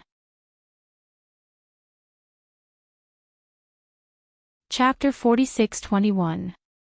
Even if they were standing face to face at such a close distance, Yi Qing Luo had not sensed any fluctuation in the blood pact between her and Long Yunjian. The man in front of her. Was it Long Yunjian? The both of them had once made a blood pact. As the master sighed, she should be able to clearly sense Long Yunjian's spiritual consciousness, as well as his current thoughts. But unfortunately, there was no connection between them. Could it be? Did the Palace of Darkness intentionally create a fake Long Yunjian to deceive her? It wasn't as though the Palace of Darkness had never done such a thing before. But no matter how much she tried to build up her heart and her mind, or how she tried to find excuses, she was unable to deny that the moment she saw Long Yunjian, she had already confirmed that this person was Long Yunjian. It was impossible that she couldn't even recognize her own brother. Even if that person, when he looked at them, there wasn't any expression on his face. That pair of azure blue pure eyes had no fluctuation of emotions. She was still certain. That person was Long Yunjian. Her brother who had once fought side by side, partner. Long Yunjian. Group leader. You. Yan Xiaoyi and Qiao Jin had already rushed to Yi Qing Luo's side, as they stared blankly at the man standing opposite them. Their eyes were filled with disbelief. That was their group leader. They had walked all the way from Nirvana Realm, from Devil Class to the current class monitor. But now, he was standing opposite them. Against them. Qing Luo. Yan Xiaoyi grabbed Yi Qing Luo's arm, as her palms were filled with cold sweat. Is he the group leader? Our group leader. Unable to believe that the person in front of them was the person who had experienced life and death with them. Yi Qing Luo didn't reply for a long time. Between her eyes, some kind of emotion was spreading. Yan Xiaoyi's heart seemed to be clutched by a huge palm, as even her breathing became stagnant, unbearable. How could group leader? Could it be that the Palace of Darkness had controlled him? Qiao Jin still had some rationality, as he looked at Long Yunjian with a complicated expression. As he said that, he stretched out his hand to embrace Yan Xiaoyi, as he pressed her little head into his embrace, to let Yan Xiaoyi calm down her emotions. Yi Qing Luo shut her eyes slightly, and when she opened her eyes again, that pair of eyes which the wind and the whirlpool had already calmed down, yes. Naturally, it was because he was being controlled that Long Yun-jeon stood on their opposing side. However, this time, it was different. There were some things that were different from simple control. She held on to Yen Xiaoyi's hand gently and patted it. "Leave Jean to me. I'll wake him up. You guys, take care of the others. Don't give Ren Jianying another chance to unleash her forbidden curse." "But, can you really do it?" These few words were at the tip of her tongue, but Yen Xiaoyi couldn't say them out. Could he bear to do it? Should he do it? What if Yi Qing Luo was able to do it? Should she stop it? That was their squad leader, their regiment commander, their comrade. What if Yi Qing Luo couldn't bear to do it? Should she help? If Long Yun-jeon was controlled and repeatedly dealt a vicious blow to Yi Qing Luo would have some misgivings. What should they do? What should they do? He had to admit it. The Palace of Darkness was getting better and better at manipulating people's hearts. There was no need for a frontal attack. He had already taken advantage of the relationship that they cared about the most, routed them. "Xiao Yi, listen to Qing Luo." Xiao Jin held Yen Xiaoyi's little hand tightly, as he pulled her. "Let's go over and talk to Huang Fuxing, to try our best to stop Ren Jianying." Chapter 46-22. Yi Qing Luo's expression was slightly chilly as her eyes stared at Long Yun-jeon without blinking. The words she spoke were directed at Grand Elder. Now the Palace of Darkness is only left with such despicable methods. Aren't you the clearest about the Palace of Darkness's despicableness? Grand Elder wasn't infuriated. Instead he gave a cold laugh proudly. "When you see your so-called brother standing on the opposite side of you, how will you choose? Will you choose to kill the other party for your own sake, or to fulfill your sentimental and righteous wish, to rather get yourself injured than to hurt him?" Ha ha ha. This elder is really looking forward to this good show. Grand Elder laughed sinisterly. A pair of treacherous chilly eyes stared straight at Yi Qing Luo, as though he was staring at his prey. Just as he was prepared to go up and capture her, Yi Qing Luo's slender fingers clenched into a fist. She took a deep breath to calm her own emotions as her eyes gazed deeply at Long Yun-jeon. "Ah, Jean." She opened her mouth as her voice was slightly low. "Since when did it start?" Her question made one unable to make head or tail of it. This made Yen Xiaoyi, who was gritting her teeth in anger from Grand Elder's words, look towards Yi Qing Luo in a daze. What did she mean by "since when did it start"? Wasn't the current Long Yun-jeon already controlled? How could he possibly answer Yi Qing Luo's question? Just as everyone was filled with suspicions, they heard that expressionless, extremely cold man slowly opened his mouth. "It was that day.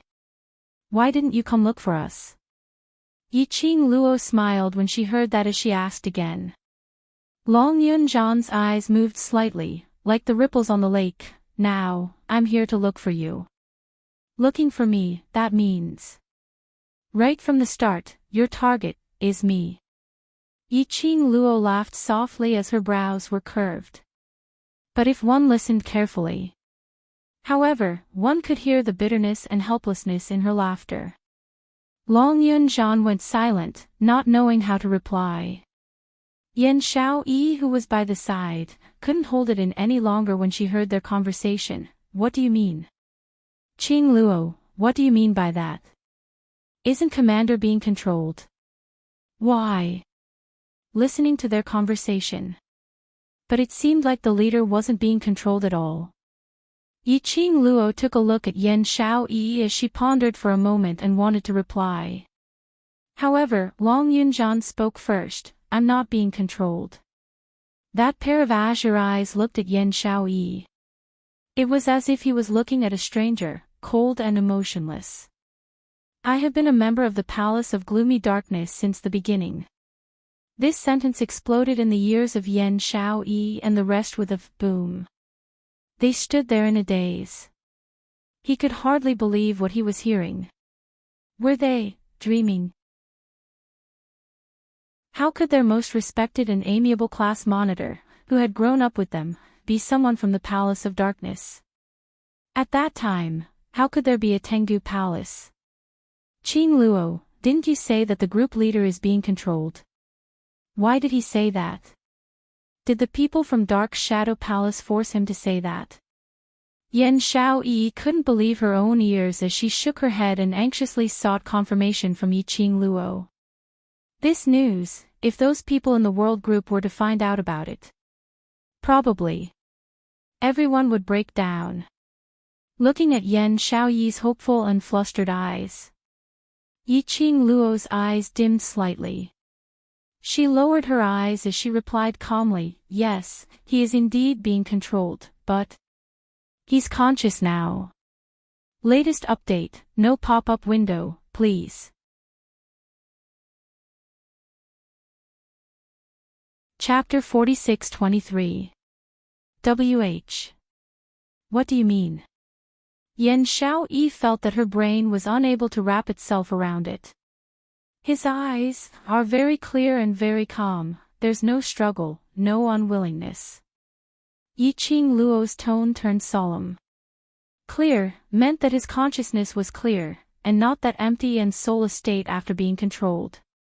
Calm meant that under the condition that he was conscious, he accepted himself, standing on the opposite side of them. No struggle, no unwillingness, meant that there was nothing controlling his thoughts or willpower.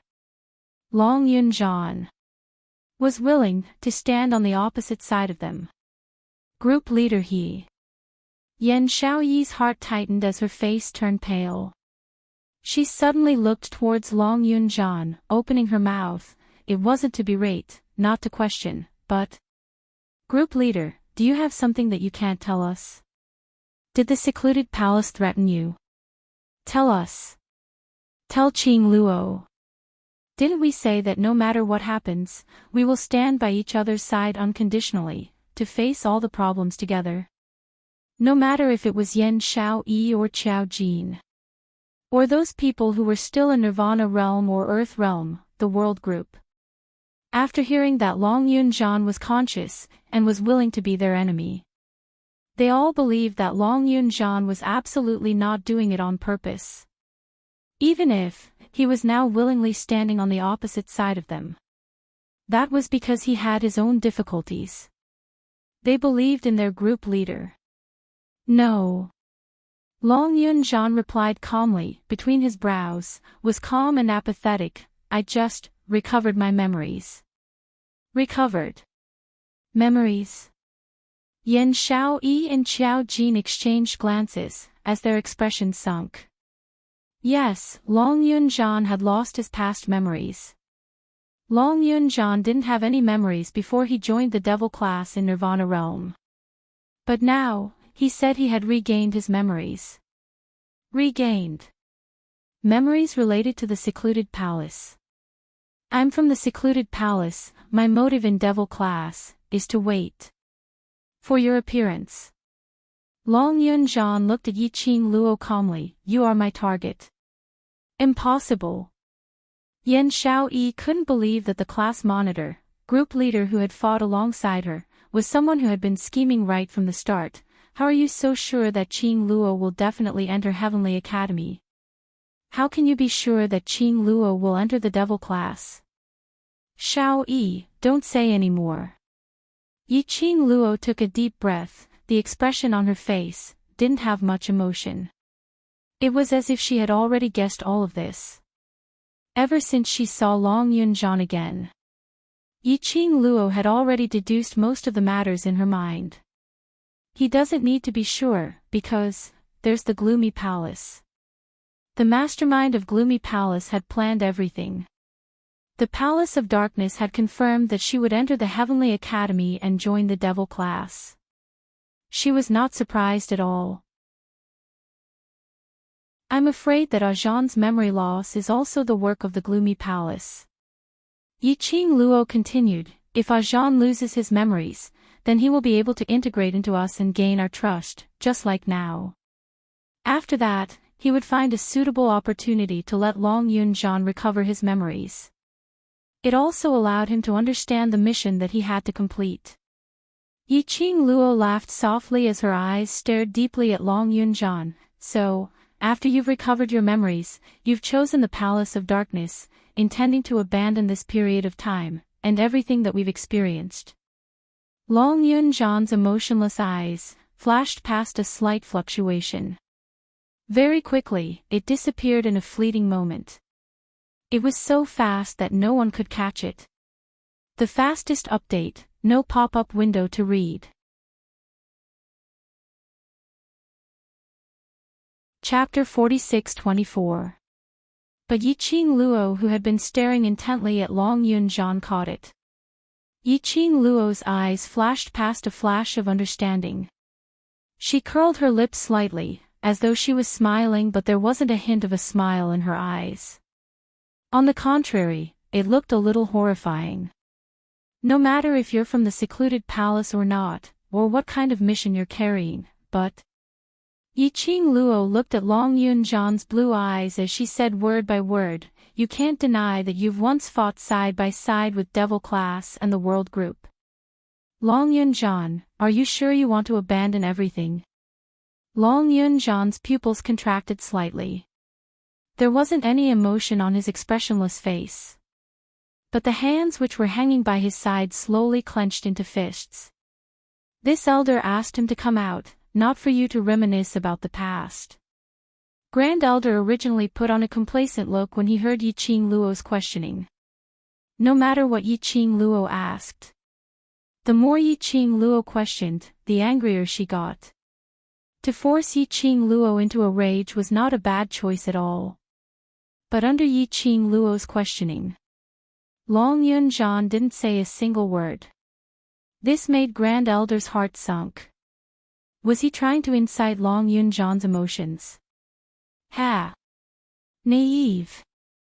Since he made Long Yunjian stand out to deal with Yiqing Luo, that was 100% certain that Long Yunjian would not be able to incite defection. He had no way to do so. Thinking of this, the Great Elder's lips twitched as he sneered, "Yiqing Luo, don't waste your efforts, don't forget. 3 days ago, he even stabbed his long sword into your body." Yiqing Luo's expression turned cold. Mentioning this point, Long Yunjian's pupils shrunk twice. There were slivers of faint light scuttling in his pupils. Yiqing Luo's expression sunk slightly as her pink lips pursed slightly. Her gaze was as cold as ice as she looked at Grand Elder. "So what?" "Nothing." Grand Elder laughed sinisterly. "I only feel that your so-called brotherhood is really stupid and hilarious." He scoffed lightly. 3 days ago, the sword he stabbed into your body almost took your life, didn't it? If it wasn't for that ingrate, the palace master, who took advantage of the Lord's closed-door cultivation to save you, do you think you could have survived until now? When faced with someone who tried to kill you and nearly killed you in the past, you actually have extravagant hopes that he will change his mind? Are you a fool? After saying that, the Great Elder could not help but burst into laughter. His laughter was filled with mockery. What? Yan Xiaoyi and Xiao Jin's expressions changed instantly as they looked at Yiqing Luo in astonishment. They knew that Long Yunjian had stabbed Yiqing Luo.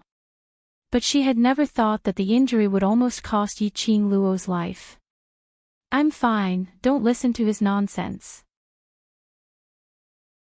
Yiqing Luo's gaze was still fixated on the changes in Long Yunjian's expression. She acutely saw Long Yunjian after hearing the words of the Great Elder just now. The expression on his face changed slightly. If she hadn't been staring at it, she probably wouldn't have noticed this subtle change. Nonsense. Grand Elder seemed as though he had heard a joke as he laughed out loudly. "You know very well that this elder isn't talking nonsense. And to think that Palace Master did it for you, I'm afraid. He's going to be tortured by the Lord till he's no longer human." Yiqing Luo's heart thumped fiercely. As though there was an icy cold hand, tightly grabbing onto her heart. Squeezing it hard. Making her feel as though she couldn't breathe properly. She couldn't maintain the calm expression on her face any longer. End of this chapter.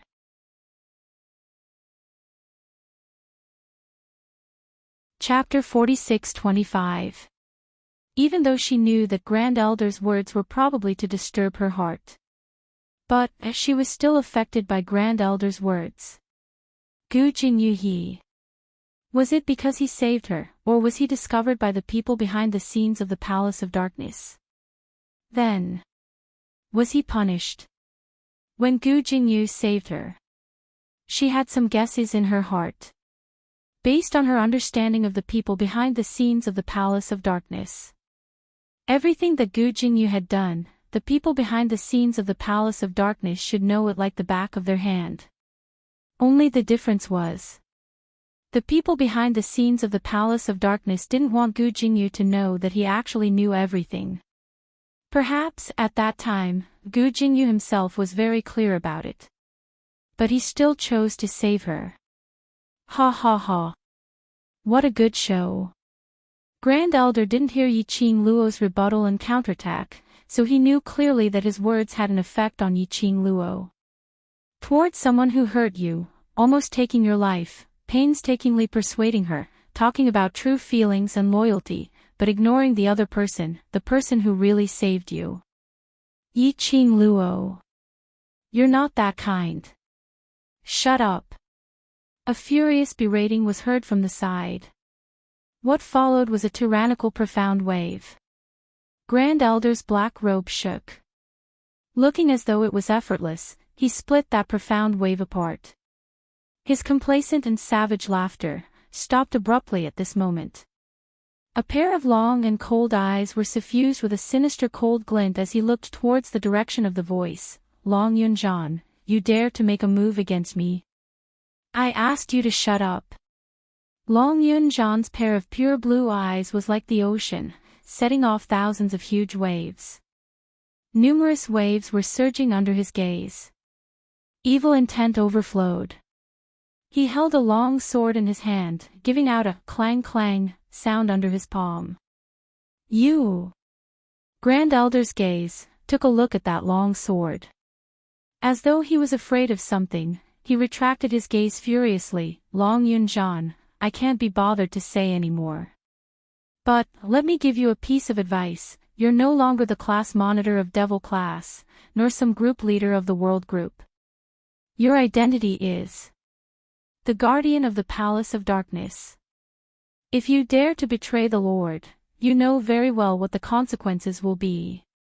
After the Great Elder finished speaking, he threw down his black robe heavily and leaped onto the eaves of a nearby house. With his hands behind his back, he looked as though he was only here to spectate and not participate in the battle. Long Yunjian did not speak. His entire body was surrounded by a vicious aura and dark force. Bit by bit, it eroded the surrounding air. Without the Great Elder sowing discord at the side, the atmosphere between the two of them became extremely gloomy. Ah, Jean. The girl's voice was not as sweet as it used to be. It was cold and indifferent. Is what he said true? His voice grew softer and softer. It was as if he was afraid to hear the real answer. According to Long Yunjian's understanding of her, Long Yunjian knew what she meant. She was asking if Gu Jingyu's condition was real. Long Yunjian's thin lips moved slightly. He wanted to speak. However, his voice was a little bitter. His ice-cold heart was throbbing with pain at this moment. He would rather be in a controlled state right now, a puppet state. At least, he didn't need to face Yiqing Luo. But unfortunately, he was very clear-headed. Very, very clear-headed. So clear that he was standing on the opposite side of Yiqing Luo, listening to Yiqing Luo's questions. His heart felt as though it was pierced by needles. But he was unable to turn back. And was unable to respond to Yiqing Luo's words. End of this chapter. Chapter 46-26. To answer Yi Qing Luo. To answer. That would be to confirm the good show which Grand Elder mentioned. A joke. After some time, Long Yunjian's hoarse voice rang, yes. Just one word, as though it was filled with the endless suffering of the world. Yi Qing Luo's eyelashes trembled slightly. Her eyes glowed faintly as it revealed some blood color. Ah Jean, what you said is. Does it mean that from the moment you stabbed the sword, you already knew? That sword was smeared with the profoundine fragrance. Long Yunjian's gaze didn't change, yes. Yi Qing Luo suddenly laughed. That laughter was filled with deep sorrow and disappointment. The gaze which she looked at him was no longer the shock from earlier, but calmness without joy or sorrow. Ah Jean, I know. Your choice. Her voice was cold and apathetic. That kind of cold and detached attitude. It made Long Yunjian's pupils shrink bit by bit. His heart was in extreme pain. He wanted to speak. But the words which were at the tip of his mouth were kept back into his throat. There was already nothing more to say. Qing Luo. Qing Luo. Seeing Yi Qing Luo's expression, Qiao Jin and Yan Xiaoyi called out Yi Qing Luo's name in a fluster. They stared intently at Long Yunjian, unable to believe that in the end, they and their group leader would walk to such a stage. That was their group leader. If it wasn't for Long Yunjian's appearance. They were afraid that when they were in devil class, they would really continue to fall. How would they be able to have such a colorful and glorious life now? Even if they saw it with their own eyes. They were unable to believe that their group leader would part ways with them. Yi Qing Luo raised her hand, making an action to stop them from speaking. Following that, her expression was calm as she looked at Long Yunjian calmly. Her pink lips rose slightly, but it wasn't a smile arc, but I'm afraid Secluded Palace has miscalculated. Long Yunjian went into a slight blank. Yi Qing Luo smiled again. You've guessed what I want to do, right? Long Yunjian's expression changed again. Yi Qing Luo's gaze went past Long Yunjian and landed on Grand Elder. She revealed a smile that was as bright as a flower. Who told you that if you hand over Long Yunjian, I must fight him? Want to see us kill each other? It doesn't exist. If we can't beat you, can't we run? As soon as the girl's voice fell, deafening explosions suddenly erupted in the surroundings. A profound wave that shook the air rapidly spread in all directions. After the profound wave dispersed, in front of them, where was Yi Qing Luo and the rest?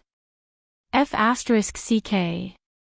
The great elder's face was ashen, and his facial features were so twisted that he couldn't help but curse. He quickly flew down from the eaves and scanned the surroundings. Where are they? Where is he? He ran away. Long Yunjian stood in place, motionless like a stone statue. Ran away. How could you let them get away? Did you intentionally let them escape? Grand Elder had never seen someone as shameless as Yi Qing Luo. The fight hadn't even started, and he was already running away. How could such a large group of people escape in such a short period of time? Long Yunjian lifted his eyelids lightly, his blue eyes as calm as still water. Do you think I can stop a venerable sovereign? The great elder's expression was even more unsightly. He scolded loudly, but there was nothing he could do. He took large strides towards Renjianing, and directly pulled her up. Trash. Meeting Yi Qing Luo, that slut, all of you have become trash. Let's see how you explain to His Highness this time.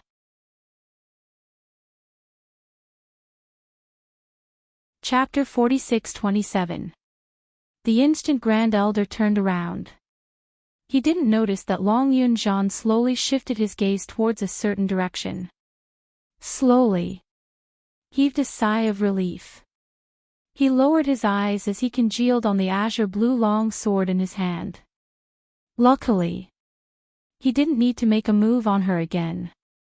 Luckily, he didn't really make a move. At this moment, Yiqing Luo and the rest were on the back of the magical beasts. Yiqing Luo and Dmo Xian were sitting on Little Nine's back. Chi was carrying the rest of them. They stopped at a rather secluded area in the forest before Yiqing Luo got Little Nine to find a place to stop. Qiao Jin and Yen Xiao Yi were both preoccupied. They had just leapt down from Chi-Chi's back as the two of them welcomed Yiqing Luo. Qing Luo. Group leader he really. Yiqing Luo recalled Chi-Chi back as she randomly found a rock to sit on. Right, if we didn't run earlier, we should be fighting with Zhan right now. Qiao Jin and Yen Xiaoyi's expressions congealed slightly as they pursed their lips tightly, unable to say a single word.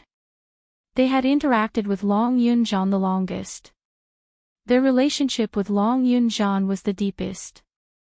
Yiqing Luo didn't participate in the matters before they went to Devil class. But Yiqing Luo knew. To Qiao Jin and Yen Xiaoyi, Long Yunzhan was their salvation. It was Long Yunzhan who led them to pull themselves together again. Setting up a new goal for them, giving them a new life. Not only the both of them. Everyone in Devil class was the same. Why? Group leader is from secluded palace. Until now, Qiao Jin and Yen Xiaoyi were still unable to believe this fact. If this matter were to spread to the world group's brothers' ears, how much pain would their brothers be in? He didn't even dare to think about it. It's my fault. Yiqing Luo leaned into Dmo Xian's arms. Secluded Palace's target is me and Zhan is a chess piece of Secluded Palace. It's not your fault. Yen Xiaoyi hurriedly said, if it wasn't for you, we wouldn't have met group leader. Yiqing Luo's eyelids drooped as her eyes dimmed. I ran because I didn't want to go against Zhan. She took a deep breath. Secluded Palace really knows how to use the thing that we care the most, and even hurt us. Once. What about the second time? Huangfu Xing looked at Qiao Jin and Yen Xiaoyi's pained expressions and straightforwardly asked the most crucial question. You have to solve the problem of facing him. As a bystander, Huangfu Xing hadn't gone through life and death with Long Yunzhan and the others, so he was the one who could tell the problem most directly. I'm afraid that is the goal of the Abyss Palace. Even if Long Yunzhan did not complete his mission, his appearance has disturbed all of your hearts. Gu Zixi walked to Yen Xiaoyi's side and hugged her gently. Although Xing's words aren't pleasant to hear, they are the truth. You can be sad, you can be upset, but you can't let yourself be defeated because of him. The few of them fell silent. The two of you, don't be so sad. I didn't even say that I'm going to stand against Zhan. Can you, listen to me for a moment? Two voices sounded at the same time. Yiqing Luo paused her voice and looked towards Miao Xianxian who had spoken out earlier. The young lady's bright eyes stared straight at her. Yiqing Luo waved her hand, asking Miao Xianxian to come over. The young lady immediately ran over to Yiqing Luo's side. When she got close to Yiqing Luo. But she was stopped in her tracks by the man behind Yiqing Luo's gaze. Chapter 46-28. Don't scare the young lady. Yiqing Luo gave Dmo Xian a stare and squeezed his palm hard, perhaps. This is Zhan's savior. Ha! Dmo Xian shot a cold glance at Miao Xianxian, savior. The fact that I didn't kill him just now means that I've been patient enough. Yiqing Luo was all smiles as she wrapped her arms around Dmo Xian's neck, as she leaned close to his face and planted a kiss. Yes, I know my Xian has been extremely patient because of me. Reward him with a big one. That tone was as though she was coaxing a large-sized dog pet. She was just short of rubbing his head. Unfortunately, Dmo Xian enjoyed it. The moment the young lady took the initiative to kiss him, he then mercifully shifted his icy cold eyes away from Miao Xianxian. He lowered his head tightly and played with the young lady's slender fingers. Come here. Yi Qing Luo waved at Miao Xianxian. The young lady looked at Dmo Xian in fear and hesitated. Yi Qing Luo smiled, with me around, he won't dare to glare at you. Miao Xianxian hesitated for a moment before she moved her feet and walked to Yi Qing Luo's side. But she didn't get too close. Instead, he stood 2 steps away from Yi Qing Luo and stopped. Qing Luo, what do you mean by what you said earlier? We don't need to go against the group leader. Is there any other way to wake the leader up? Yan Xiaoyi's face was filled with anxiety. Don't keep me in suspense, I'm dying of anxiety. Yi Qing Luo's lips curled slightly as she winked at Miao Xianxian. Didn't Xianxian have something to say? Let's hear what Xianxian has to say first. Yan Xiaoyi and the rest looked towards Miao Xianxian in unison. It was rare to be stared at by so many people. The young lady was shy and unnatural as she averted her gaze. Wait. Wait. Ren Jianming couldn't stand it anymore as he walked to Miao Xuanxuan's side and pulled her behind him, blocking Yan Xiaoyi and the rest's gazes. She's just a young lady who sells information and has nothing to do with this matter. Because of me, she has been implicated and offended, my eldest sister. When Ren Jianming mentioned Ren Jianning, he looked very ashamed. He pursed his thin lips. We can't drag her into this anymore. From the moment she sold the information to you, she was already involved. Yan Xiaoyi frowned. This matter has nothing to do with you, don't interrupt. What do you mean it has nothing to do with me? Ren Jianming stood in front of Miao Xianxian to protect her. The young lady is only involved because of me. That's enough. Your regiment commander's matter has nothing to do with the young lady. Can't you see that she's afraid? What do you want to force her to say? Because of Long Yunzhan, he was already anxious and frustrated.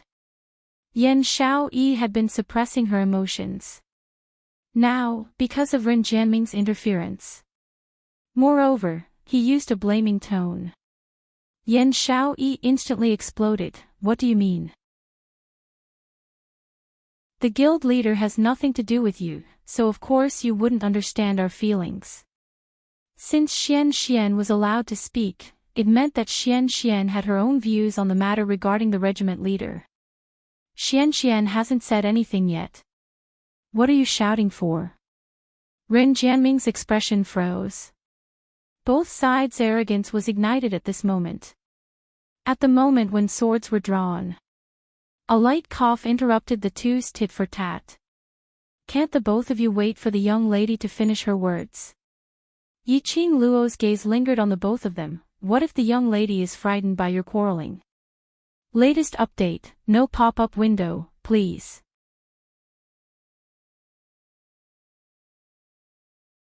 Chapter 46-29. The two of them looked at each other and shut their mouths. Yi Qing Luo pointed at Xiao Jin, pull your wife back. After that, she looked at Ren Jianming. The young lady hasn't spoken yet. Why are you so nervous? Why, have you taken a fancy to her? Ren Jianming's face flushed red in an instant. Took a fancy to Miao Xianxian. The person he liked was obviously. Ren Jianming couldn't describe the feeling in his heart. He felt a burning sensation on his face. He turned around and looked at Miao Xianxian behind him, wanting to say yes. But when he met the young lady's bright eyes, his face turned even redder. Ah Luo, what nonsense are you talking about? I don't mean that, I just. You don't need to explain to me, you know what you're thinking about. Yi Qing Luo waved her hand with an I understand expression. Ren Jianming. He was even more confused now. Yi Qing Luo looked at Miao Xianxian with a beaming smile. Her voice was clear and sweet, but it was just a normal chatting tone. Xian, because of Ren Jianming's matter today, I'm really sorry for dragging you into the Ren family's fight. Miao Xian stuck out her little head from behind Ren Jianming and shook her head vigorously. It's all right, I'm not afraid of her. Now. I'm afraid she's the one who's afraid of you. Yi Qing Luo laughed softly and continued, regarding my friend's matter. If you're not willing to help, I understand, so you don't need to have any psychological burden. I'm willing. Miao Xian blinked her bright eyes. Why wouldn't I be willing? Do you know? Once you're involved in this matter, there's a possibility that your life will be in danger. Ren Jianming listened to the young lady's innocent words, his heart was filled with worry. He held the young lady's arm with both hands and said solemnly, the enemy we're facing is not as simple as the Ren family's patriarch, there's a more complicated force behind. I know. Miao Xian looked at Ren Jianming's worried face. She suddenly smiled brightly. She hugged Ren Jianming with both hands and said in a clear voice, thank you for your concern, I know what you want to say, and I know what I'm doing, don't worry. The young lady's face was covered in dust and her body was covered in dust. But, when she hugged herself, Ren Jianming felt a soft warmth in his arms. The unique fragrance of a woman seeped into his nose. His heart trembled violently. His body was stiff and he couldn't react at all. Miao Xian only hugged him for a while before letting go of him. She then looked at Yan Xiaoyi and the others. Actually, I came to the Heaven Realm because of the guild leader that you all mentioned. Let me reintroduce myself. My surname is Miao, and my name is Miao Xian. I'm the next holy lady of the Miao Gu family in the Earth domain. Miao. Miao Gu clan. Yan Xiaoyi looked at Miao Xian in shock. You're the holy maiden of the Miao Gu family. You came to the Heaven Realm for our guild leader. In that case, their leader had been poisoned by a venomous insect. That's right. Gu poison. That's right. The gu poison in Ajan's body has yet to be neutralized. Yi Qing Luo continued the conversation. At that time I asked little Qing Wu and she mentioned that the venom in Ajan's body can only be undone by the person who planted the venom in the upper realm. But, what does this gu poison have to do with the fact that the captain is from the Palace of Darkness? Yan Xiaoyi tried her best to digest what she had just learned. Could it be that Dark Secluded Palace used gu poison to threaten the leader? Latest update, no pop-up window, please.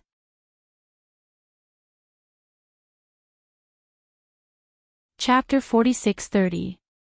It's not entirely because of the venomous worm. Yi Qing Luo shook her head. The venomous worm is only a small part of the reason. Based on my understanding of Ajan, if it's only because of the venomous worm, he would rather die than bear to touch us. Then what's the reason? Yan Xiaoyi asked anxiously. Ever since Mo Yuing told everyone about Long Yun Zhan's body being planted with the heart-devouring worm. At that time, Long Yun Zhan was indeed depressed because of the heart-devouring worm. But because everyone wished for him to stay alive. And because Mo Yuing brought back Yi Qing Luo's words. Which made Long Yun Zhan persevere on. And the heart-devouring worm didn't show any signs of acting up. Everyone gradually let down their guard. And then, until now. Yan Xiaoyi's expression changed. What you mean is, the heart-devouring worm in group leader's body has already acted up. There's a strong smell of the worm on him. Miao Xian nodded, but there seems to be something suppressing his worm, so that he doesn't lose his rationality. Yan Xiaoyi's expression suddenly turned pale. Her petite body swayed. Qiao Jin supported her from the side and pulled her into his arms, then looked at Miao Xian. Then do you have any way to help him detoxify the worm? I've heard Auntie Miao mention about the heart-devouring worm, this time. I'm under orders from Auntie Miao and the family to specially come over to resolve the heart-devouring worm. Miao Xian's head drooped, but I'm not sure if I have any way. Auntie Meow said that the heart-devouring worm in his body came from the most powerful witchcraft family. Only the person who planted the worm can detoxify the heart-devouring worm. I can only try my best, but I can't guarantee if I can detoxify the worm. For a moment, the few of them turned silent. There wasn't 100% certainty. That meant there was danger. In the process of detoxifying the worm, a little bit of danger could cost one's life. Previously Auntie Meow and I were still wondering who it was. Why would they plant such a precious worm on Ajahn? Now, I finally understand. Yi Ching Luo laughed lightly. Secluded Palace really thinks highly of me, plotting everything from the start. Now they even use such a precious worm to plot against me. The heart-devouring parasite was definitely related to the Netherworld Palace. In the beginning, the heart-devouring parasite was planted on Long Yunjian, probably because she was worried that Long Yunjian would really develop feelings for her. He could use it to control Long Yunjian. But then, the Palace of Obscurity had underestimated the so-called brotherhood and revolutionary feelings of fighting side by side. Then, he made some other preparations behind the scenes. Don't think too deeply into it. Yi Ching Luo opened her mouth to break the silence. Since Aunt Meow and the Meow Goo family invited you over, they definitely believe in your ability and I also believe that you can do it. But, she paused for a moment. Have you guys ever considered that with Ajah's current condition, there's no way he'll cooperate with us to dispel the goo? The others were slightly startled. Indeed. Now, Long Yunjian didn't even have the chance to talk to them. Not to mention cooperating with them to cure the goo. How could the Palace of Darkness give them such a chance? Yan Xiaoyi muttered to herself for a moment and suddenly thought of something as she raised her head to look at Yi Ching Luo. Ching Luo, previously why did you say that we won't go against group leader? And the reason why he would stand on the Palace of Obscurity's side is not only because of the heart-devouring parasite. What other reason is there? She asked. End of this chapter.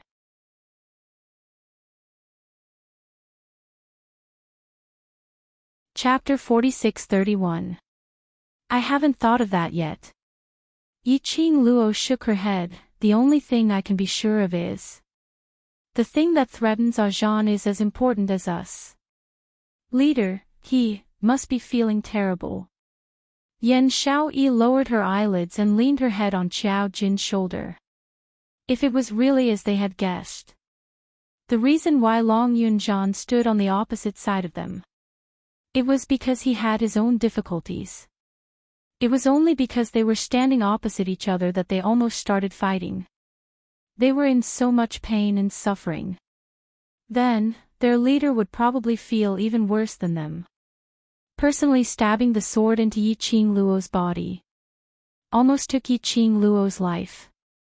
He forced himself to stand in front of them and face their swords. He even had to hide all of his emotions. Actually, Long Yunjian was in more pain than them. Secluded Palace. Yan Xiaoyi gritted her teeth, pausing between each word. I really want to kill the person behind Secluded Palace. Is he really that happy to play with our feelings? That's because that man will never be able to experience the feeling of being loved. That's why he's jealous. Yi Ching Luo comforted him softly. Find a chance to test Ajahn. As long as we solve the problem from the root, Secluded Palace's motive will not succeed. What should we do? Yan Xiaoyi asked. Yi Ching Luo squinted her eyes slightly as a dangerous glint flashed past her eyes. Tonight, Xian and I will head over to the Ren family to check on the situation. You all follow Ren Jianming to hide first, in case the people from Secluded Palace find you. Yan Xiaoyi also wanted to follow. But it was also clear. The fewer people there were, the safer it would be. She could only suppress the worry in her heart and agree, you guys have to be careful too. The Palace of Gloomy Shadows is very cunning. Knowing that His Majesty is here, they will definitely take extra precautions. To guard against trouble. I don't think so. Or rather, the palace of gloomy darkness was waiting for them to visit the Rin family at night. But this guess, in order to prevent them from worrying, Yiqing Luo didn't say it out. The night was as dark as ink. The night sky was quiet and dense. It gave off a chill that made one's hair stand on end. It was as if he was announcing that there would be no peace tonight. Two silhouettes stepped lightly onto the jade tiles. Everywhere he went, there wasn't the slightest sound, and he floated silently like the wind. In a short moment, the two of them were already standing inside the Rin clan's mansion. The Rin family was silent. It was so dark that one couldn't even see their own fingers. Not even a single candle was lit. There wasn't even the slightest hint of a human aura. Generally speaking, families with large forces like these would not be able to afford to offend them. Every night, 2 candles would be lit at regular intervals to illuminate the area. However, the Rin family was in complete darkness. Yiqing Luo raised her eyebrows. Could it be that this was how the Rin family welcomed their night visit? Under the night sky, the girl's bright and charming eyes met the man's. Dmo Xian locked onto her waist and immediately leapt up. With a few leaps, he landed on the other side of the Rin family. It was still quiet and dark all around. There was not the slightest bit of light. But at this moment, a slight sound came from behind him. It was very obvious. There were still people living in the Rin residence. Yiqing Luo and Dmo Xian quietly approached the source of the sound. He landed in an extremely spacious courtyard. The sound of Rin Jianying gasping in pain came from inside. Damn the Miao Gu clan, it hurts. There was even a maid comforting her in a low voice. But Rin Jianying, who was in extreme pain, how could she hear other people's voices? She was annoyed and furious, and because of the goo worms in her body jumping up and down, the pain was unspeakable. Update complete moi. My computer crashed while I was in agony. It kept crashing and the blue screen kept crashing. The kind of blue screen the moment I turned it on, it's tormenting me so much that I'm about to collapse. Sob sob sob, please comfort me. End of this chapter.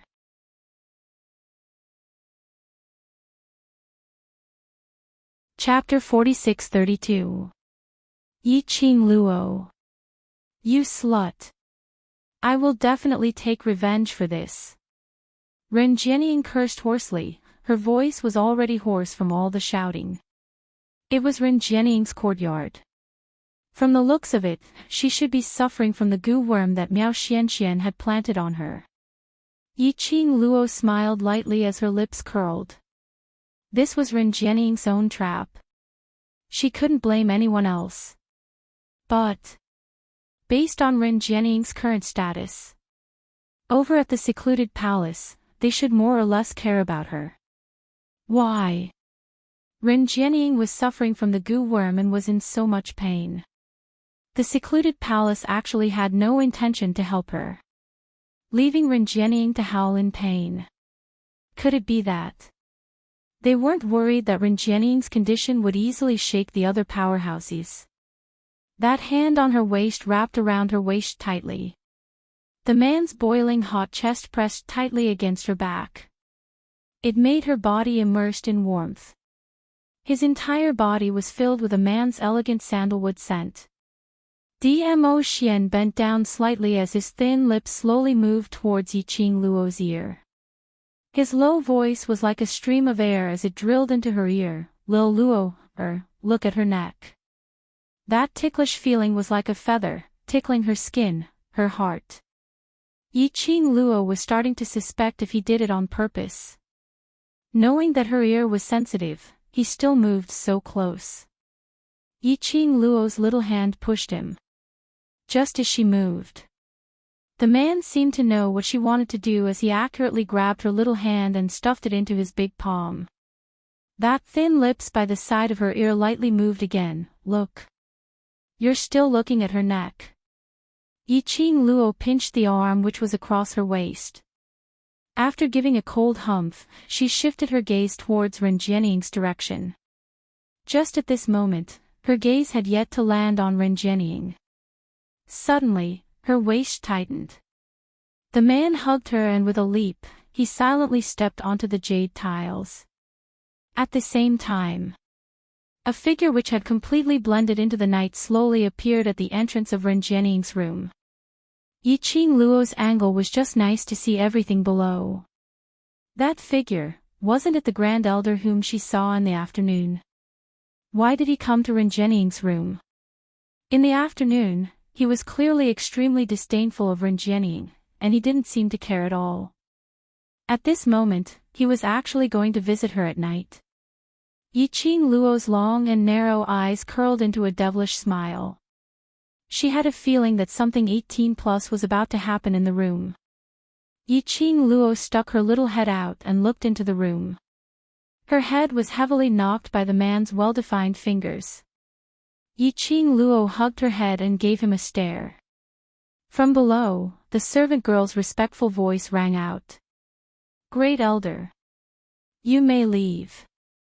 The Great Elder waved his hand, his cold voice sounding even more treacherous in the night. After the Great Elder stepped into the room, Ren Jianying, who was moaning in pain on the bed, also stopped. However, if one listened carefully, one would be able to hear her gasps and muffled groans of pain. The door was quickly closed. Only the First Elder and Ren Jianying were left in the room. Ren Jianying. The Great Elder's voice was gloomy as he slowly called out Ren Jianying's name. The person on the bed shrank slightly. But she stubbornly turned her back, unwilling to look at him. The petite figure trembled slightly on the bed. The Great Elder slowly walked to the side of the bed. Just as he was about to sit down, Ren Jianying's hoarse voice was heard. "Didn't the secluded palace intend to give up on me? Why are you still here for? Latest update, no pop-up window, please."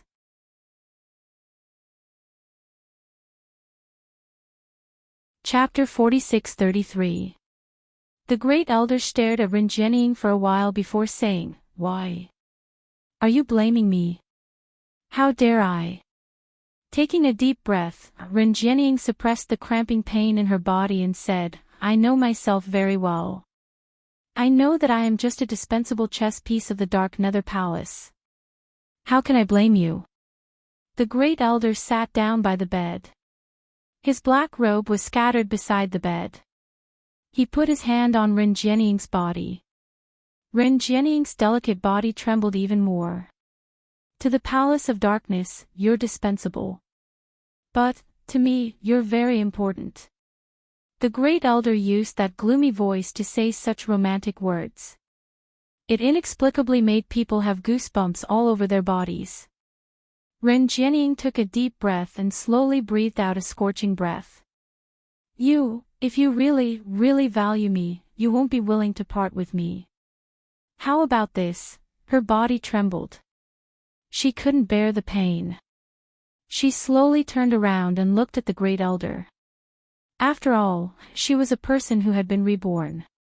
She knew very well how to use her advantage.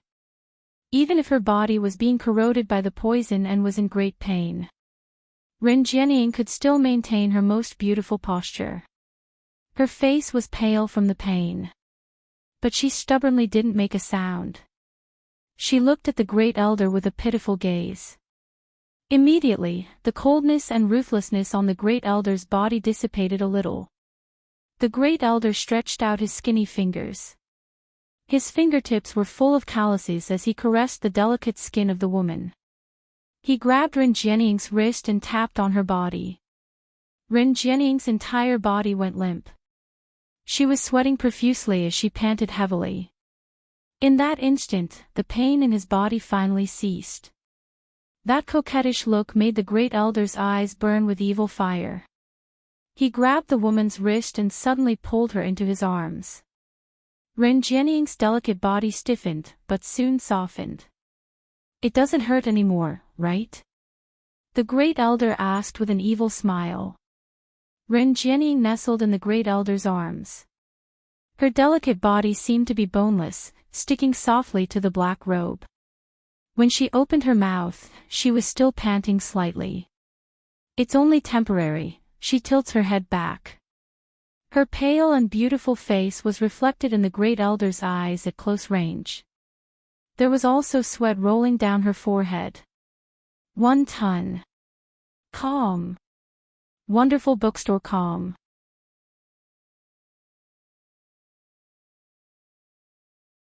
Chapter 46-34. It also carried a deathly aura. Ren Jianying's body stiffened. He wanted to avoid it, but he didn't dare to. Don't talk so much nonsense. While there's still time, let me have a taste of being sick of you first. The First Elder's cold and vulgar words rang in Ren Jianying's ears. There was still time. Did the Tenyu Palace not intend to let her live? Ren Jianying's eyes were dark under the night sky, and a hint of coldness could be vaguely seen.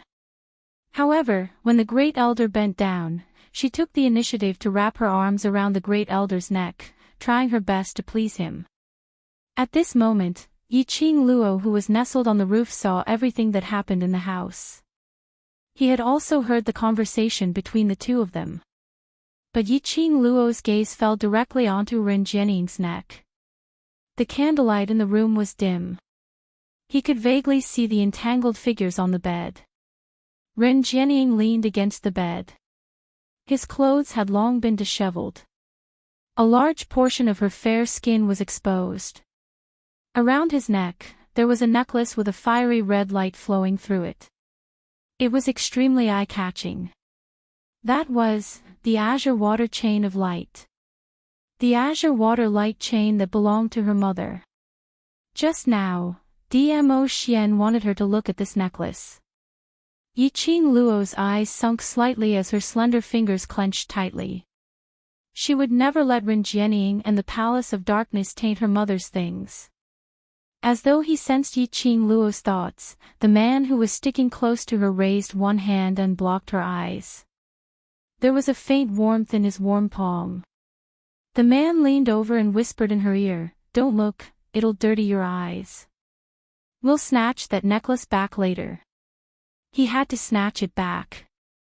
However, if he snatched it openly, he might disturb the Palace of Darkness.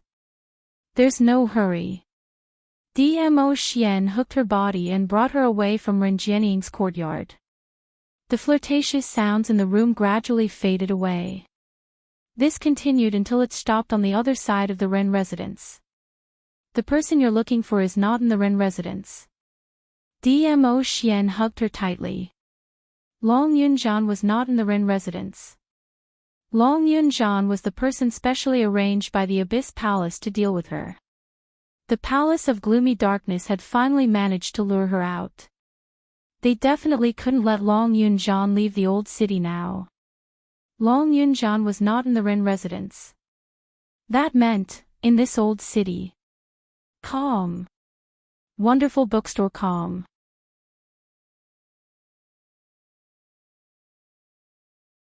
Chapter 46-35. No wonder when Ren Jianying saw Grand Elder, she couldn't help but reveal a fearful reflex action. It turned out that this Grand Elder liked to play with some exciting things. TSK. She was indeed a reborn person, her psychological quality was really strong. She knew that the other party didn't really care about her. She also knew the other party's bad habits. But in order to achieve her own goal, she voluntarily offered her own body. A woman who was so ruthless to her own family.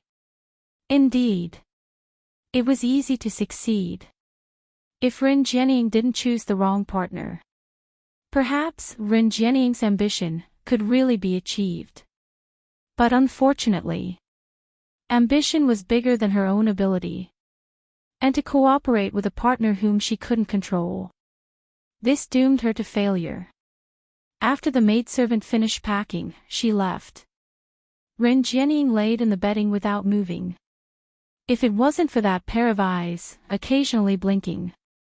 Yiqing Luo thought that Renjianying had been played to death. This filthy thing must not be seen by Dmo Xian. Yiqing Luo covered Dmo Xian's eyes with both hands and turned towards him. Wait at the door, I'll go in to get the azure aqua light chain. From the first floor. Dmo Xian's vision had been fixed on her, not shifting away for half a second. Hearing Yiqing Luo's words, he frowned slightly. The young lady leaned forward and planted a kiss on his face. I'm not asking you to leave, you stay at the door. If there's a trick, I'll call you. Perhaps that kiss pleased the man. The man released her slender waist. Yiqing Luo was about to enter the room. Suddenly she thought of something, turned around and stared angrily at Dmo Xian. Don't peek at her. Dirty eyes. Dmo Xian smiled lightly as he pinched the young lady's cheek. If I want to see, I only want to see Lil Luo's naked body. Yiqing Luo. Her face blushed slightly as she stared at Dmo Xian and entered the room. In the room, the maid lit up the incense to remove the smell. Her footsteps were silent. The person on the bed sensed something. Get out, no one is allowed to come in. But there was silence for a moment, there was no response. Renjianying's suppressed emotions exploded at this moment as she looked over angrily with a hoarse voice. This patriarch asked you to get out, didn't you hear? The question mark word had yet to come out. Renjianying's pupils constricted when she saw who it was. The expression on his face darkened. What are you doing here? Renjianying suddenly sat up on the bed. The pain in her body made her suck in a breath of cold air. The bright red marks on his arm seemed to show the humiliation he had just suffered. Renjianying immediately pulled up the bedding and covered her skin. You want to see my joke, right? Now that you've seen it, are you satisfied? He looked like a wounded hedgehog. She didn't have any of her usual arrogance as a strong woman.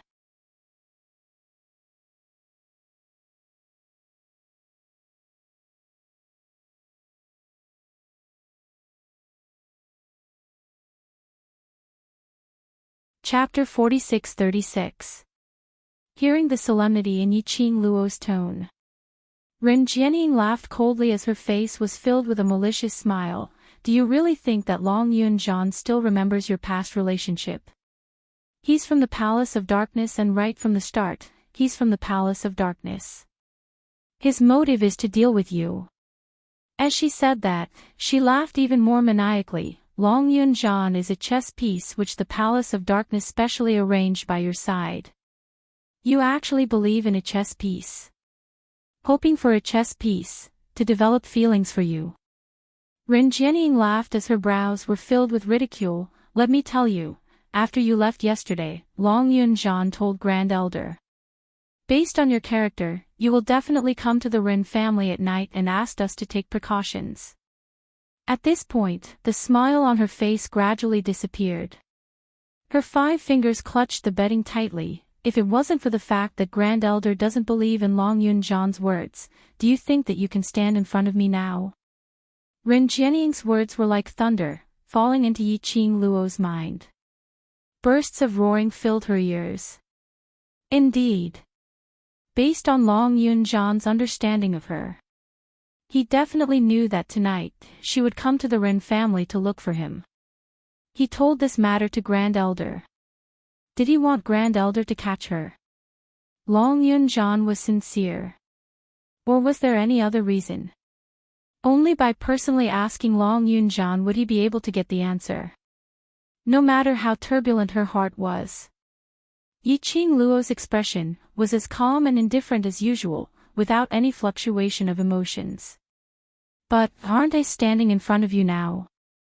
Yiqing Luo laughed lightly as she indifferently got closer to her. And you, how are you going to escape from my hands?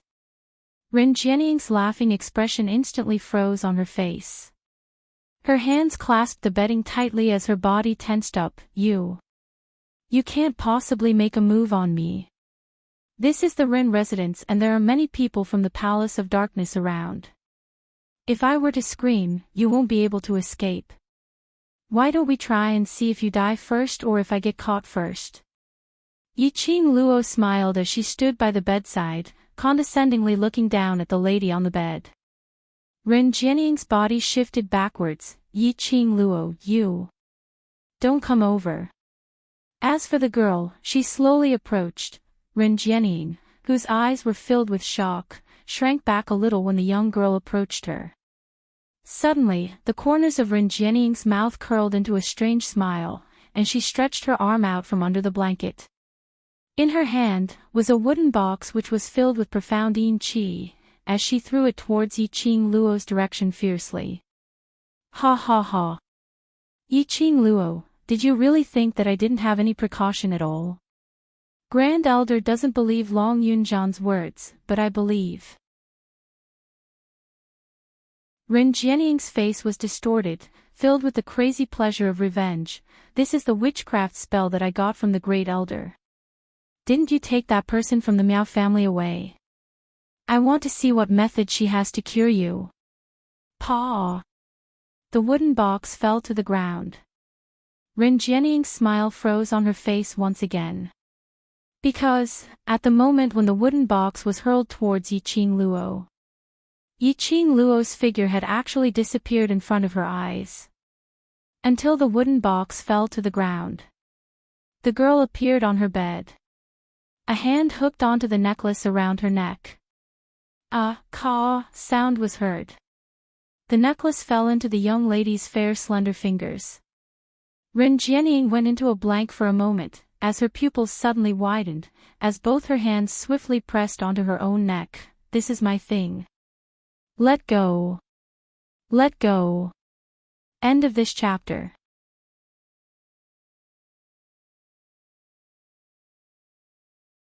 Chapter 46-37. Your things. Yiqing Luo's brows rose as her lips curled into a smile which didn't look like a smile. Are you sure this is yours? Ren Jianying stared at that brilliant necklace in Yiqing Luo's hands as her eyes were filled with terror. Yiqing Luo. You broke it and gave it to me. This is mine. She pounced towards Yiqing Luo and stretched out her hand to snatch the necklace. This necklace was given to her by the Dark Palace. It was also the most important thing for her to improve her strength. With this necklace, her strength was much stronger than before. Without this necklace, how could she make those restless powers in the heaven realm submit to her? Most importantly, the Great Elder would never let her off. The Netherworld Palace would not let her off. Thinking of these consequences, Ren Jianying's pupils constricted as her actions of pouncing towards Yiqing Luo became even more frenzied and impatient. Under the bedding, her skin, which was full of red marks, was exposed. Ren Jianying didn't care. She just wanted to get the necklace back. Yiqing Luo's lips curled upwards as her smile was overflowing, revealing a flirtatious cold arc. The moment Ren Jianying pounced on him, his figure disappeared in front of Ren Jianying. It was as though he had fused with the air. Ren Jianying missed and looked around in panic. But he saw Yiqing Luo standing in the direction of the entrance. How? How did she do it? How did she get to the door? Ren Jianying's bloodshot beautiful eyes stared deadly at Yiqing Luo. That brilliant and vibrant necklace rippled into a beautiful arc on Yiqing Luo's fingertips. Ren Jianying jumped down from the bed. Guangguo's body fell heavily to the ground with a thud. As for the wooden box that fell to the ground, the dense mysterious yin qi seemed to have found its target and rushed towards Ren Jianying. A horrified expression appeared on Ren Jianying's face. His body suddenly shrank back. No. No. That was the goo of witchcraft. It was the witchcraft worm which Grand Elder had instructed her to take the opportunity to plant on Yiqing Luo. It was definitely not something good. Ren Jianying was terrified and wanted to climb onto the bed. But how could her speed be faster than the Wu goo? A wisp of black aura darted toward Ren Jianying. In an instant, it swallowed Ren Jianying. In the darkness of the night, Ren Jian's painful screams could be heard. Bang! The door was kicked open. Dmo Xian's figure appeared in front of Yiqing Luo. Not waiting for Dmo Xian to speak, the young lady had already pounced into his arms and stretched out her little hand to cover Dmo Xian's eyes as she shouted in a domineering manner, "Don't open your eyes and don't peek." Ren Jianying was not wearing anything. She did not want her Xian to see another woman's naked body. Dmo Xian didn't move and obediently closed his eyes. Yiqing Luo's hand had not moved away from his eyes, even if the man couldn't see it. His long arms were still wrapped around the girl's waist. His thin lips moved slightly, and his voice was low. "Let's go." Yiqing Luo pulled him along and changed their positions. He turned his back to Ren Jianying. Only then did she release his gaze. Following that, her arms wrapped around his neck and with a small leap, she leapt into Dmo Xian's arms. The man caught her steadily and held her firmly on her hips. "We've already gotten the azure aqua light chain, let's go." Yiqing Luo swayed her little feet. Dmo Xian carried her and walked out of the room. The black mysterious Yin Qi made Ren Jianying's body revealed a little outline. She curled up on the ground as she cried out in pain.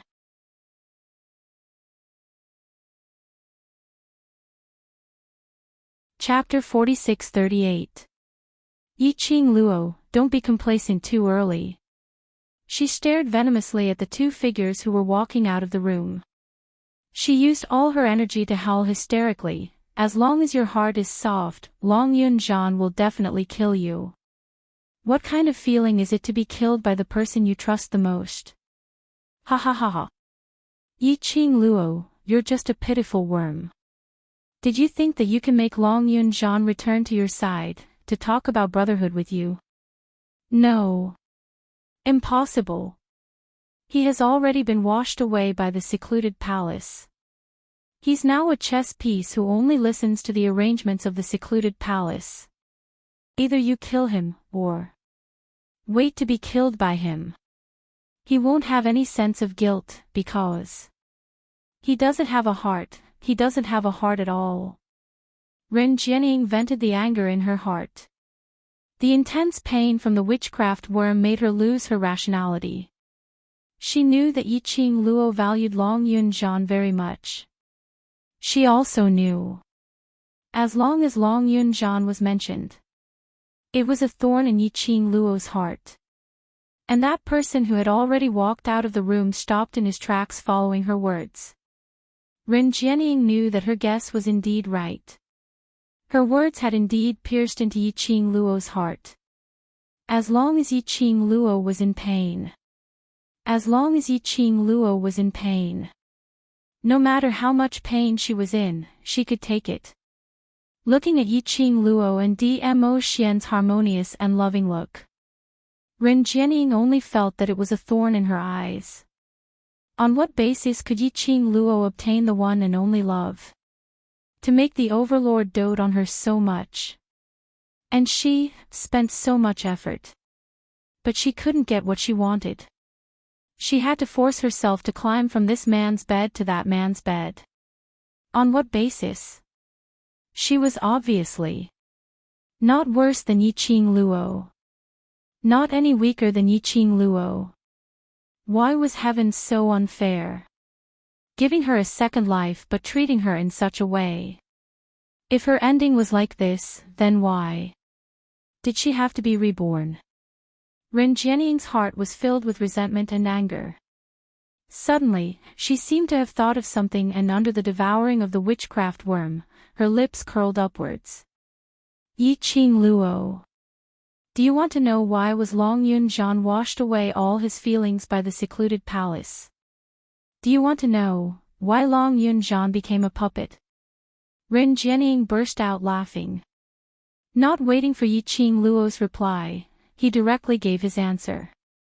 You probably don't know that Long Yunzhan likes you, right? A chess piece had developed feelings for his own mission target. Ha ha ha ha. What a joke. He likes you, and it's the kind of affection between a man and a woman. Bang! A gust of wind blew over. Dmo Xian's sleeves fluttered. The entire courtyard collapsed with a loud crash.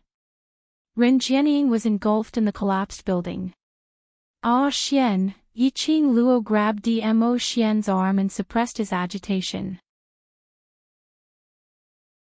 Dmo Xian's brows were filled with viciousness. But when he lowered his eyes to look at the girl, the expression on his face quickly softened. However, even if it was a gentle expression, Yiqing Luo could tell. He was angry.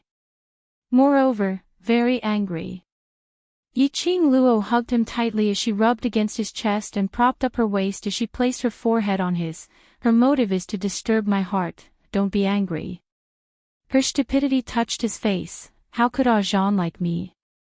This kind of lie, no one would believe it even if I told you.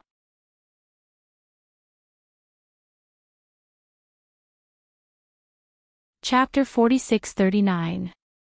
He really likes you.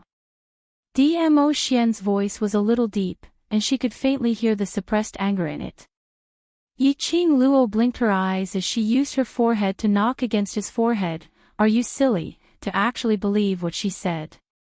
I've known since a long time ago that he likes you. Dmo Xian held her hips, making her more comfortable in his arms. However, that pair of shimmering peach blossom eyes looked at her very seriously. So, I don't like you to be too close to him, and I don't like you to save him. Yiqing Luo, she was a little confused and couldn't wrap her head around it. Wait. Wait.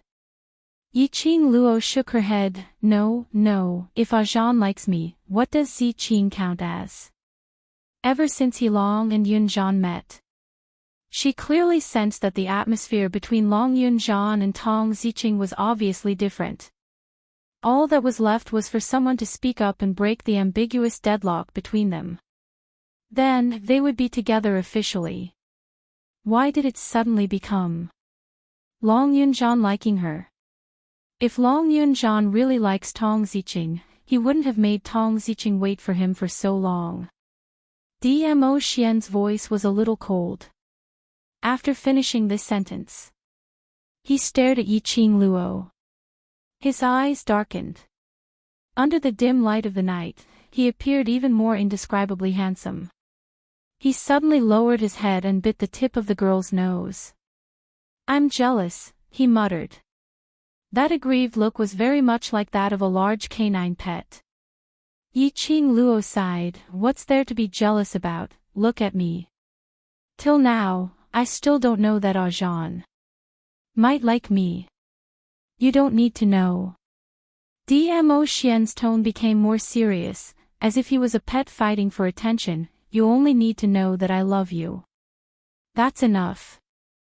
This man was flirting again.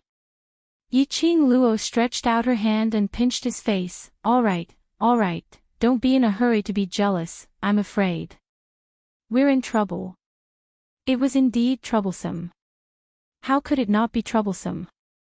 The two of them were so unbridled in the Ren family. Ren Jianying's voice and hysterical roar. In such a quiet night, how could it not attract the attention of others? Especially, earlier, Dmo Xian had directly flipped Ren Jianying's courtyard. It caused such a huge sensation. The guards of the Ren residence and the people from the Dark Abyss Palace rushed over. Dmo Xian's expression did not fluctuate. His deep eyes looked at her deeply. Coincidentally, I'm not in a good mood. These people came just in time. Yiqing Luo. A jealous man was really scary. The first elder came in a hurry. He hadn't even put his clothes on properly. Obviously, after tasting the sweetness from Ren Jianying, he returned to the base to rest in satisfaction. When he heard the commotion, he hurried over. On seeing Yiqing Luo and Dmo Xian, Grand Elder's expression sunk. You too? His brows creased tightly as his gaze fell onto the necklace in Yiqing Luo's hand. Azure water chain. The great elder clenched his teeth and looked at the ruins. As expected of trash who can't do anything right. I told you that she would come to the Ren residence tonight, but you didn't believe me. A cold voice came from behind the first elder. Long Yun-jan's expression was cold. Under the night sky, his azure eyes were emotionless and cold. How would this elder know that what you said is true? The first elder's expression was ugly as he turned his head and looked at Long Yun-jan. You and that woman used to have such a good relationship, how would this elder believe you? Now, do you believe me? Long Yun-jan shot a glance at him indifferently, without any ridicule or any other meaning. Latest update, no pop-up window, please.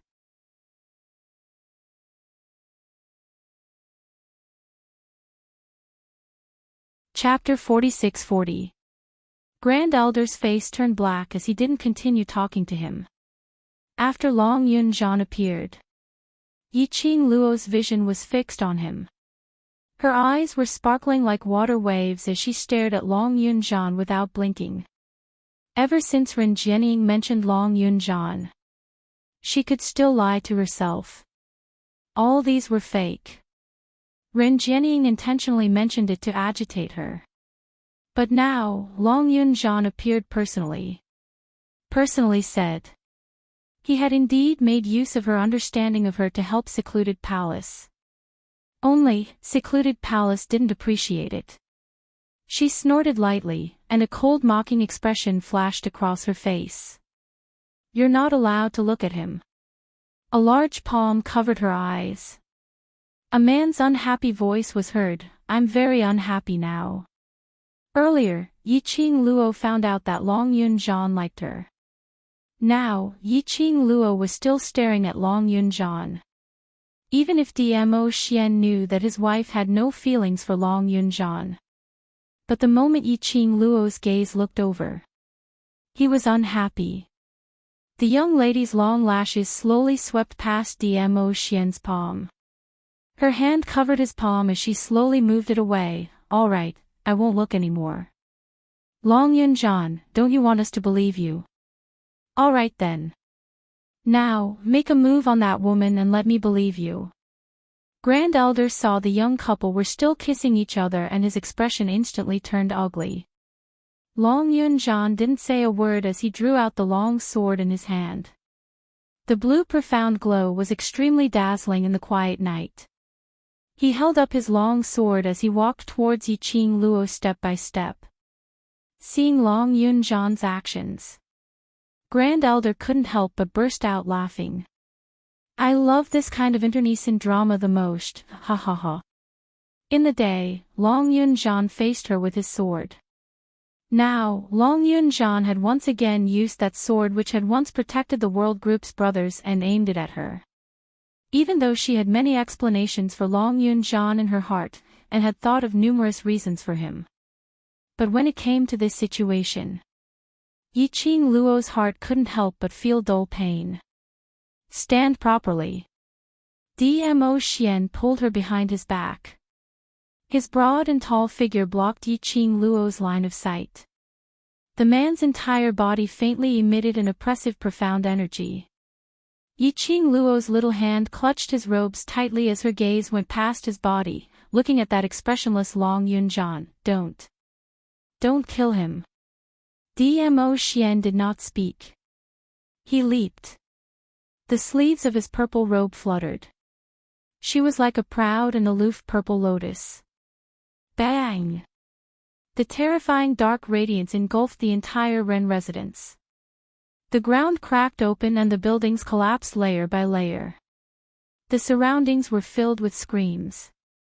Immediately after, the man moved and appeared in front of Long Yun-jan.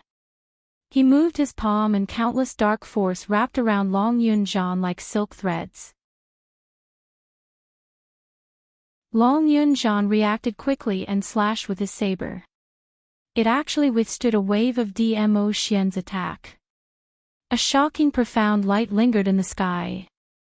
Yiqing Luo's eyes were fixated on Dmo Xian's body without blinking, as her heart started to palpitate uneasily. She could tell. Dmo Xian was really angry.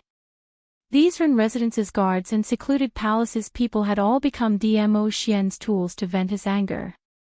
Watching Dmo Xian and Long Yunzhan cross hands, Yiqing Luo was still worried that Dmo Xian would injure Long Yunzhan seriously because he had injured her.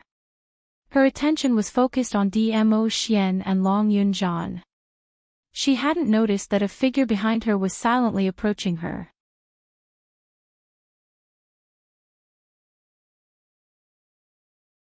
Chapter 46-41. Until Yiqing Luo's ears twitched. She vaguely heard something amiss in the wind. As soon as he turned around, he saw the Great Elder's extremely terrifying face. Seeing Yiqing Luo's reaction, he laughed sinisterly. Yiqing Luo, be good and take a nap, in case you suffer.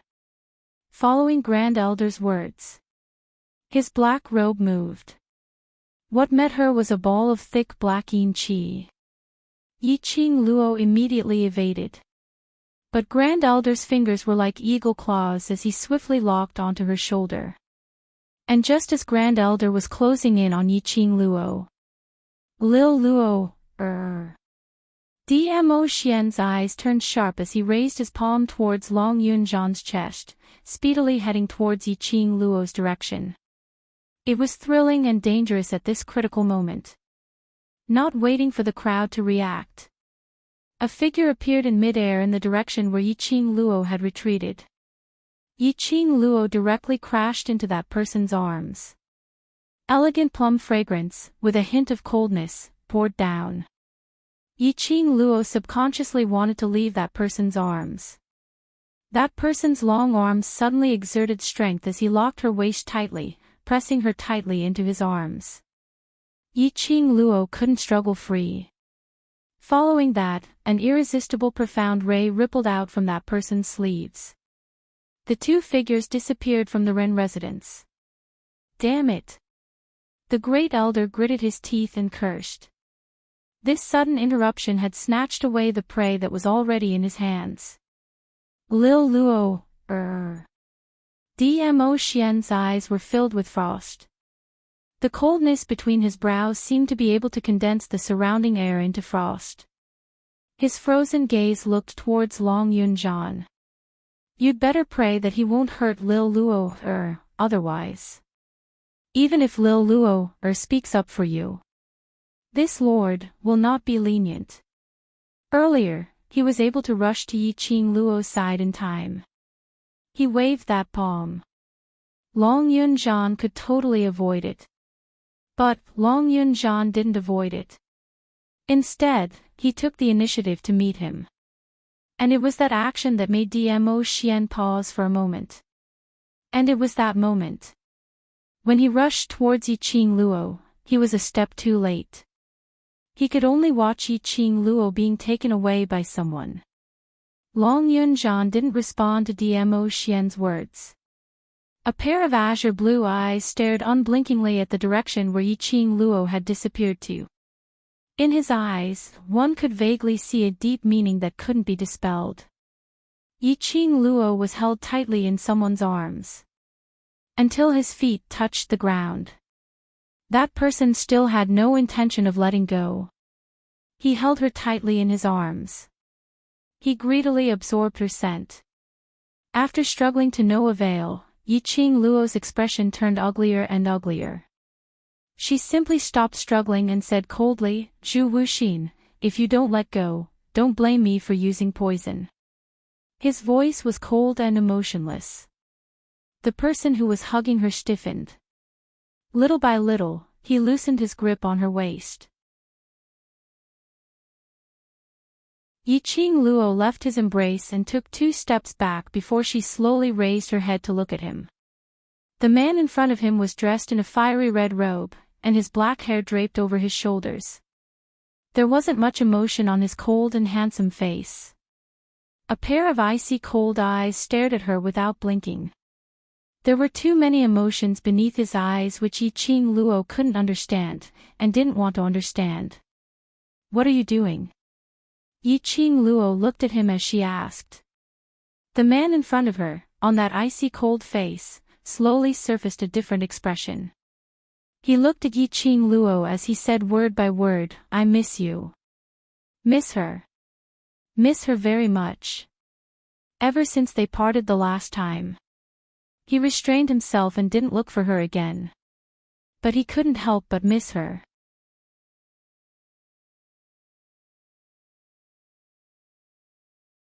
Chapter 46-42.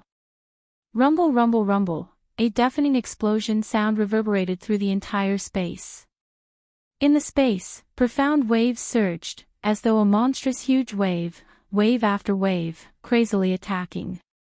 Even the sky had turned into an extremely oppressive deep black. The aura, crazily entangled, swallowing Yi Qing Luo entirely. Yi Qing Luo. This scene made the palace lord's pupils abruptly widen, as he screamed out Yi Qing Luo's name hoarsely. He wanted to dash towards the side where the profound energy was surging. But his path was completely blocked by the Linglong Palace's disciples. "Get lost! Get lost!" The palace lord of the Linglong Palace bellowed furiously. The overbearing energy crazily sent the people who were blocking in front of him flying. But there were still numerous female disciples who came forward wave after wave. Under the black robe, that pair of gloomy and sullen eyes overflowed with large black threads. If he wasn't shrouded in the black robe, then everyone could see. That pair of eyes was like a densely packed spider web, with numerous black threads. Those black threads, bit by bit, lingered in his pupils. Boundless evil qi overflowed from the palace lord of the Linglong Palace. That piece after piece, like a thin fog, the evil qi, speedily spread in all directions. Everywhere it went. Those Linglong Palace's female disciples who were flocking towards him, all had a huge change in expression. Immediately following that, the expression on their faces started to turn sinister. One by one, they tore each other apart, tangling together. She realized that the evil qi which spread out was not right. Linglong Palace Lord's expression changed slightly, as she speedily retreated a few steps. She waved her sleeve. A transparent barrier blocked in front of her. It blocked off all the evil energy that was spreading over. But she had avoided the evil qi. But those female disciples who were guarding the surroundings were all affected by the evil qi. The method of killing each other was extremely vicious. Just a moment later, the entire space was filled with a thick blood stench. Blood also dyed the ground red. This scene made Linglong Palace Lord's expression sunk. She raised her voice, "Wake this palace lord up. What do you all look like?" It was so easy for him to be attracted by my mind. However, no one heard her voice. Without these obstacles in the way, he would not be able to stop them. The palace lord of Ethereal Palace immediately rushed towards Yi Qing Luo's direction. In the meantime, earlier that wave of boundless energy which had engulfed Yi Qing Luo suddenly exploded with an extremely dense and intense aura. Bang! There was a loud noise. A fiery red shadow flashed past in front of his eyes. It was really fiery red, it was like a flame, dazzling and dazzling. That red was blinding for an instant. The surrounding air seemed to become extremely hot as a result. The surging heat and the blazing heat roasted everything around it. The ground was littered with corpses, and the smell of dried meat emanated from them. Many female disciples were affected by the eviline energy. Like a wild beast, he opened his mouth and began to tear at his opponent's flesh. It was an extremely bloody and cruel scene. The first judicial judge and the third judicial judge's relaxed faces immediately tensed up. He immediately raised his head and looked in the direction of the fiery red shadow. His entire body instantly froze. It was a giant bird that was entirely red in color. Its phoenix feathers were like flames, overflowing with brilliance and vibrant colors. As it spread its wings, there were rays of light flowing, extremely dazzling.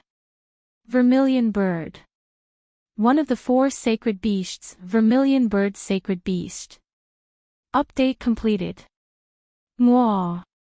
Tomorrow the Overlord will make a dazzling appearance thanks to Disaster, 8 100 book coins, say goodbye with a smile, 588, 4100, book coins, Juju, S reward love you all, end of this chapter, 97. You're tuning into the LoveLore Library, YouTube channel. We're so grateful for your support and don't forget to subscribe to join us on this incredible journey through captivating stories.